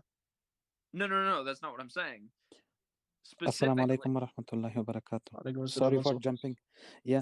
Man. Okay, we were about to end this. Okay, Pastor John, let's continue some other time, brother. You can give me a closing. Okay. I'm over here talking and shit. Okay. Yeah, no, that's fine. Because I want John to have the last word with whatever rebuttals and stuff that he has. So Mansoor, go ahead and add your 2 cents, and then once you're done, that's it. Seriously, that's it. John is gonna go, and then I have to leave. Inshallah. Okay, brother. Okay. So I want to ask Pastor John, what is their idea? Is Melchizedek God or not for them? No. So before Abraham was I am, it doesn't make Jesus God, because according to Hebrews chapter 7 verse number 1 to 3, Melchizedek has 5 qualities of God. He doesn't have the father, he doesn't have the mother, he doesn't have any genealogy, he has no beginning, no end, and it is fitting much more to be God.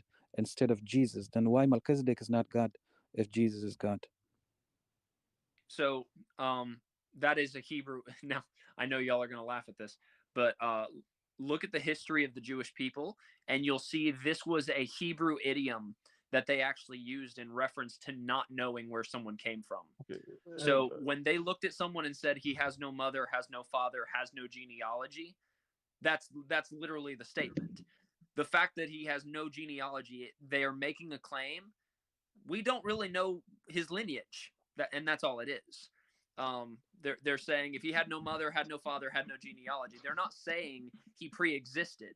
They're saying we don't know his lineage, because when you go back to the Old Testament, you actually see that Melchizedek was a priest that lived here on earth, and so on and so forth. And so when they're talking about the priest Melchizedek in this fashion, they're just saying we do not know his lineage, and that's it.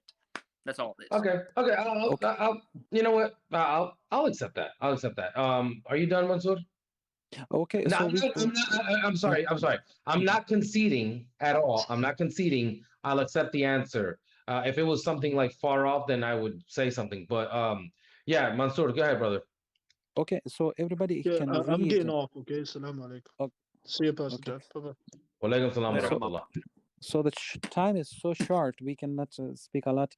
So I want to end my points, and everyone can go read Hebrews chapter 7, verse 1 to 3. 5 qualities of God the Melchizedek has, because he has no beginning and no end, because he is a kind of like Alpha and Omega. When this is when the first and the last, when a person has no beginning, no end, it doesn't. It is quite fitting with God's quality. So here, it doesn't mean that when a person doesn't have any genealogy, we cannot put him in the. But how would we substantiate Jesus as God only by by only one statement, that before Abraham was, I am? It is making Jesus God, but 5 qualities of God doesn't make Melchizedek God like that. So it's a kind of very confusing, and we can talk about this later sometime. So thank you so much. May Allah bless you, brother Isa, and thank Yeah. you so much, Pastor. We can Mashallah, continue some more time. that was very, right, very so good, yeah. Mansoor. Yeah, Mashallah. here's Tabarakallah. my Assalamu alaikum. here's my final rebuttal, and good talking to you, Mansoor. Good talking to Isa. Yeah, so here's the thing. Melchizedek, at the time you're quoting this Hebrews passage, was already dead. Melchizedek, we understand, is a priest that lived in Levitical times. That he was under the Levitical priesthood. And so when they're referencing Melchizedek in Hebrews, well, what are they doing? They're applying his priesthood to Jesus. They're saying that Jesus is a high priest as Melchizedek. But they're saying we don't know Melchizedek's lineage. We don't know where he came from. We don't know his mother and father. So they give this idiom that is there. Then when they're talking about Melchizedek, they're comparing him as Jesus is our high priest. So Melchizedek was a high priest. So if I played really, really good basketball and someone looked at me and said, man, you dunk like Kobe Bryant, or you dunk like Michael Jordan, if I actually could dunk. And people look at Kobe Bryant and say that, right? Or people look at LeBron James. They'll say, man, LeBron James, he can dunk just as good as Michael Jordan. Well, are they saying he's Michael Jordan? No, it's just making a comparison. Jesus and Melchizedek is having this comparison made. But Melchizedek is a person who lived in the Old Testament. They did not have his lineage. When we go back to this statement where Jesus says, before Abraham was, I am, again, we look at the response that the Jews had. The Jews picked up stones to stone him. It is not saying that God should be placed where it says, I am, because that's not the thing. God is the descriptor in how we, just like I am a human, right? So this is where the argument falls, Isa. I'm a human, right? God is God, but my name is John, and that is a name you know me by, right? And so what if I said my name was tall, dark, and handsome, right? Let's say I attributed that title to myself, tall, dark, and handsome. And so in this passage, that's what you see, is that it's still talking about me because I attribute that name to myself. And no one else in Old Testament theology, and no way in New Testament That was something God said of himself, so no man dared said that about himself. And so to make this quick, and then I'm done. In the Old Testament, the bush, God spoke from the bush and said, I am that I am. Jews take that as sacred. They take that as sacred. They know that God referred to himself as that. Just like I would say, I'm human, I'm John, but I refer to myself as tall, dark, and handsome. Well, great. So we get to this passage where Jesus, it says, before Abraham was. So he's talking about his pre-existence. Did other people exist before Abraham? Absolutely. But they're all dead. Jesus is alive in the future, and he's saying, before Abraham was, I am. He attributes this name of God that God attributed to himself in the book of Exodus. And he says, I am. There is no clearer statement to the Jewish people for them to understand what he was saying. It's so clear, in fact, that as soon as he uttered those words, they picked up stones to kill him, and they picked up stones to stone him. Well, why would they do that? Because of belief of blasphemy. They believed he was claiming to be God, and so that was their reaction. Gotcha. Damn it, John, you're long-winded. Hey, you said I got the last word, so I did it. I know. I'm kidding. All right, John. Thanks, man. It's been a pleasure, bro, but I really got to get off. I've been on here for so many hours with you. It's unreal. I know, and we'll have many more hours, God willing. All right. Absolutely. You will return to Christianity up there. The X. I will not. The EX is going to disappear. Christian, God is one. Christian, God is three. God is Trinity. It'll say, Christian, God is Trinity. Come to my church. That's what it'll say. No, with the Kaaba in the back. All right, John. Take care, man. Good talk. Love you, brother. Peace. Peace. All right, guys. I don't believe Pastor John. Sorry. I don't think he. I mean, obviously, like I said before, people. Oh, let me move my mic. People are, they've been in this for a very, very long time. So some of this stuff, you just, it's not gonna. We're not just gonna change his mind like this. Like literally, it's not gonna be. This could be a 10-year battle. Like literally, can be a 10-year battle. No, I don't mean I don't trust him like his character. What I'm saying is I don't believe the what he says. Obviously, I disagree. So let's see. It says in the Quran they know. It says in the Quran they know. Snap. They know the truth, but they deny it. Yeah. Mercy to mankind. Yeah, and like I said, some of these people just. It could be jahiliyyah, or just they, it could be sincere. Some people are sincere in what they believe. There are others who look at the evidence, they figure out that what they are saying or preaching is contrary, and then they still fight regardless. Guys, really, I'm not taking any more guests. I apologize. I really can't.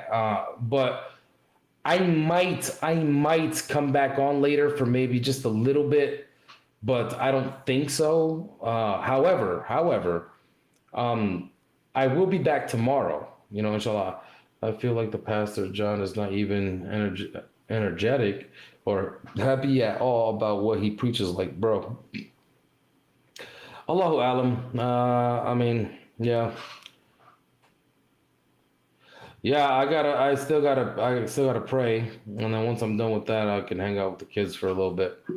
But yeah, so it's gonna take time, man. Some people literally take time before they see the truth. When they see it, when they see the the haqq, when it's in their face, and people who are genuine, they tend to accept Islam.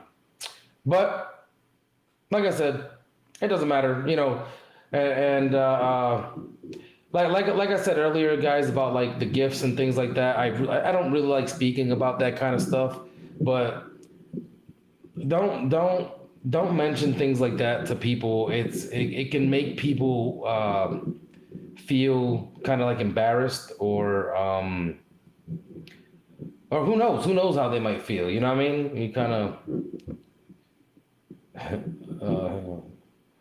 I will lead many to Christ as Lord and Savior. But no, I won't. I've gotten shahadas, Daniel, on this platform, 4 of them. I've only been doing this for about a month, so yeah. No, I don't play Call of Duty. Call of Duty's trash. But yeah, yeah, definitely, Daniel. Thanks, bro. Bro, Daniel, I'm really, really not like avoiding you at all. It's just I cannot have 2 Christians. I've done it before. Even if we had 3 Muslims, up against 1 Christian or 3 Christians against 1 Muslim, it's fine. You know what I'm saying? Like if the live, it's like if it's a Christian live and they have 3 Christians and 1 Muslim, that's fine. You know what I'm saying? But when on my live, I'm not gonna have 2. It was a disaster the last time I did that. Like literally, it was a disaster, and it wasn't just with you, Daniel, but it goes crazy. You know what I'm saying? So, like I told Pastor John, literally, this is an opportunity for you to sharpen your blade, right? To get sharp with your knowledge. And through that, you might learn some things, and some people might even accept Islam. So but no, they'll fight each other. Yeah, and I've also had that happens when there's 2 Christians, because I know that their theology is from Christian to Christian, it differs, and I've seen it here plenty of times. Christians just fighting each other, about their theology. Like, in Islam, we might fight each other, but it's not about the theology at all. We don't dispute over the core tenets of Islam, because we all believe it. You cannot have these core tenets of Islam and then not believe in one of them. You've come out of the fold of Islam. This is so having 2 Christians, even because, like, for example, Daniel, when I went into your live, you were talking about how, I'm not trying to throw shots, because you're not here to. I mean, you're here to defend yourself, obviously, but you're not here. You can't talk to me, and I'm about to leave. But you were talking about how the seed of God went into Mary, and I'm using that like kind of loosely, because the way you put it, literally, you're talking about like a physical seed of God went into Mary. A'udhu billah. So to me, that at least me, I don't believe John believes that, but there are plenty of Christians that don't believe that at all. You know what I mean? So, anyways, it doesn't matter, guys. It was definitely a really, really good day. We had 1 hiccup, and that's pocket watching. Let's not pocket watch. Let people spend their money how they will. If people want to give gift to a particular person over somebody, sometimes I sit here. Sometimes I sit here all day and no one gives me anything, but I never throw it out there like, oh man, I didn't get anything. I don't do that. That's not what we should be doing, what I'm saying, at all. People spend their money how they will. We just leave it at that. Yo, guys, you don't need to explain these stuff. Yeah, no, I do need to explain. And look, what happened. It's done. It's over. Whatever. It's cool. You were I don't know what that means. M. Diaz. You might want to type that coming.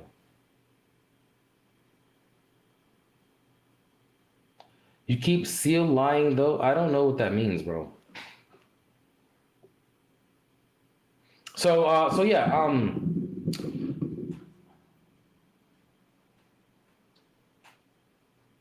I keep sea lioning. What does that mean? I don't know what that means. Am I like swimming in the water or something like a sea lion?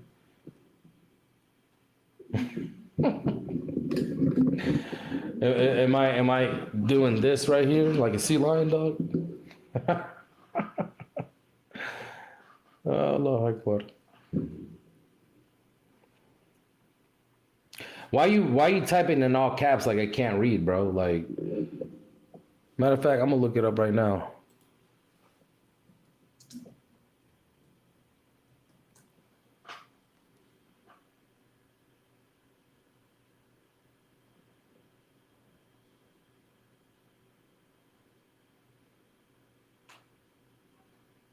Oh, so you're saying that it says here is a type of trolling or harassment that consists of pursuing people with persistent requests or evidence or repeated questions while maintaining the presence of civility and sincerity.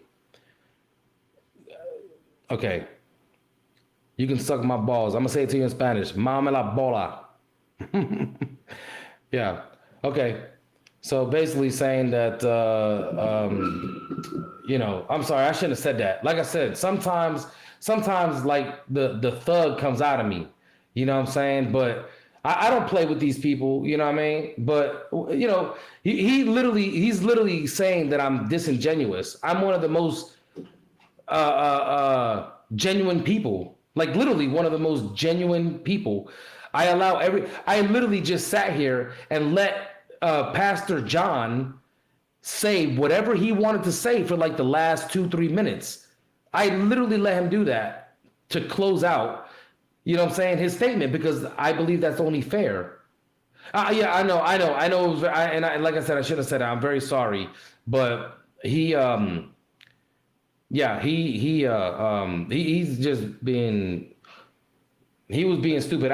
You know what? I'm never gonna make a comment like that again. And you're right, sister. I shouldn't have said that. It literally just came out like out of frustration. I'm sorry. Okay, really, I'm sorry. I haven't even talked like that in a long time. Haven't talked like that.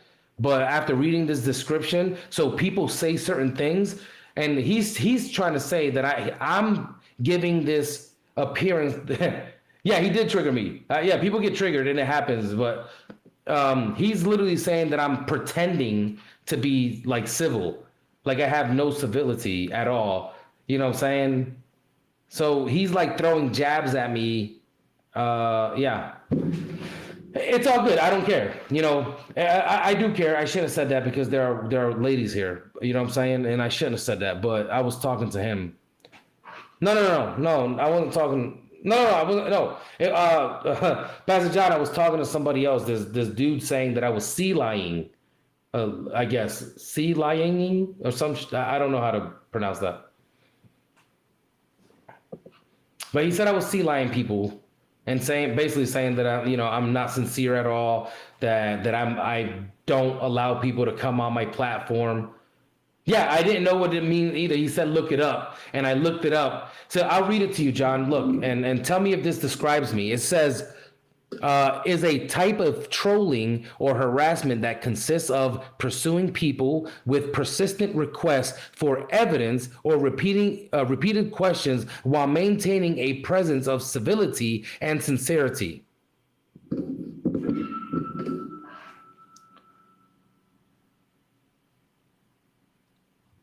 If that's the case, everybody's sea lying, and then everybody's not genuine. I know he was, but those people don't deserve to be in my room. He just used a nice way to talk crap about me. So people like that, if you're gonna talk crap about me, whether you're saying it if he would have said it in a bad way, it'd have been the same outcome. I would have still booted him like I did. You know what I'm saying? I would have still booted him. I don't like if I talked to Pastor John today and I said, John, you're being disingenuous. This is something that we use in argumentation.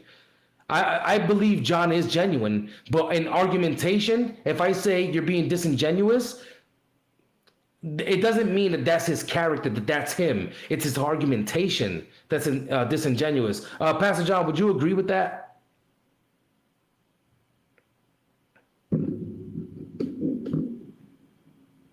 If you're still here.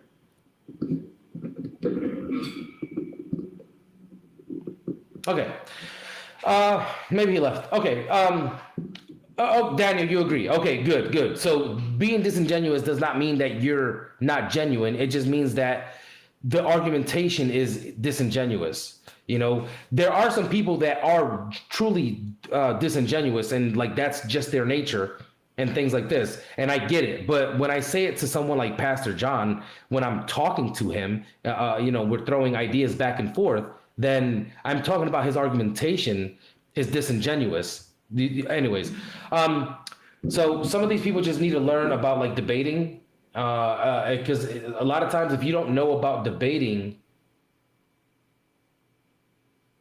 gotta go have a great one, broski. Yeah, absolutely. If you don't know about debating, some people actually find some things disrespectful, but they don't understand the context in which they're using things or saying things. So whatever.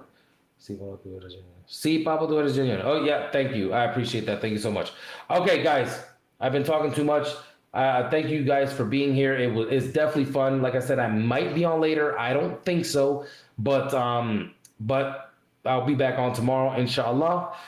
May God grant all of us patience, sabr, and understanding. May Allah subhanahu wa ta'ala grant us safety and what's the word that I'm looking for?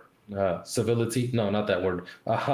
May Allah subhanahu wa ta'ala grant us safety and health and long life. And may Allah grant us the blessing of our children burying us, not the other way around. That's always been on my mind. So, or that's been on my mind for a while. You know, I have children, and may Allah, wallahi, may Allah give us the blessing of our children burying us, and may Allah grant us the highest parts of Jannah. Ameen, ameen, ameen. Assalamu alaikum wa rahmatullah wa barakatuh.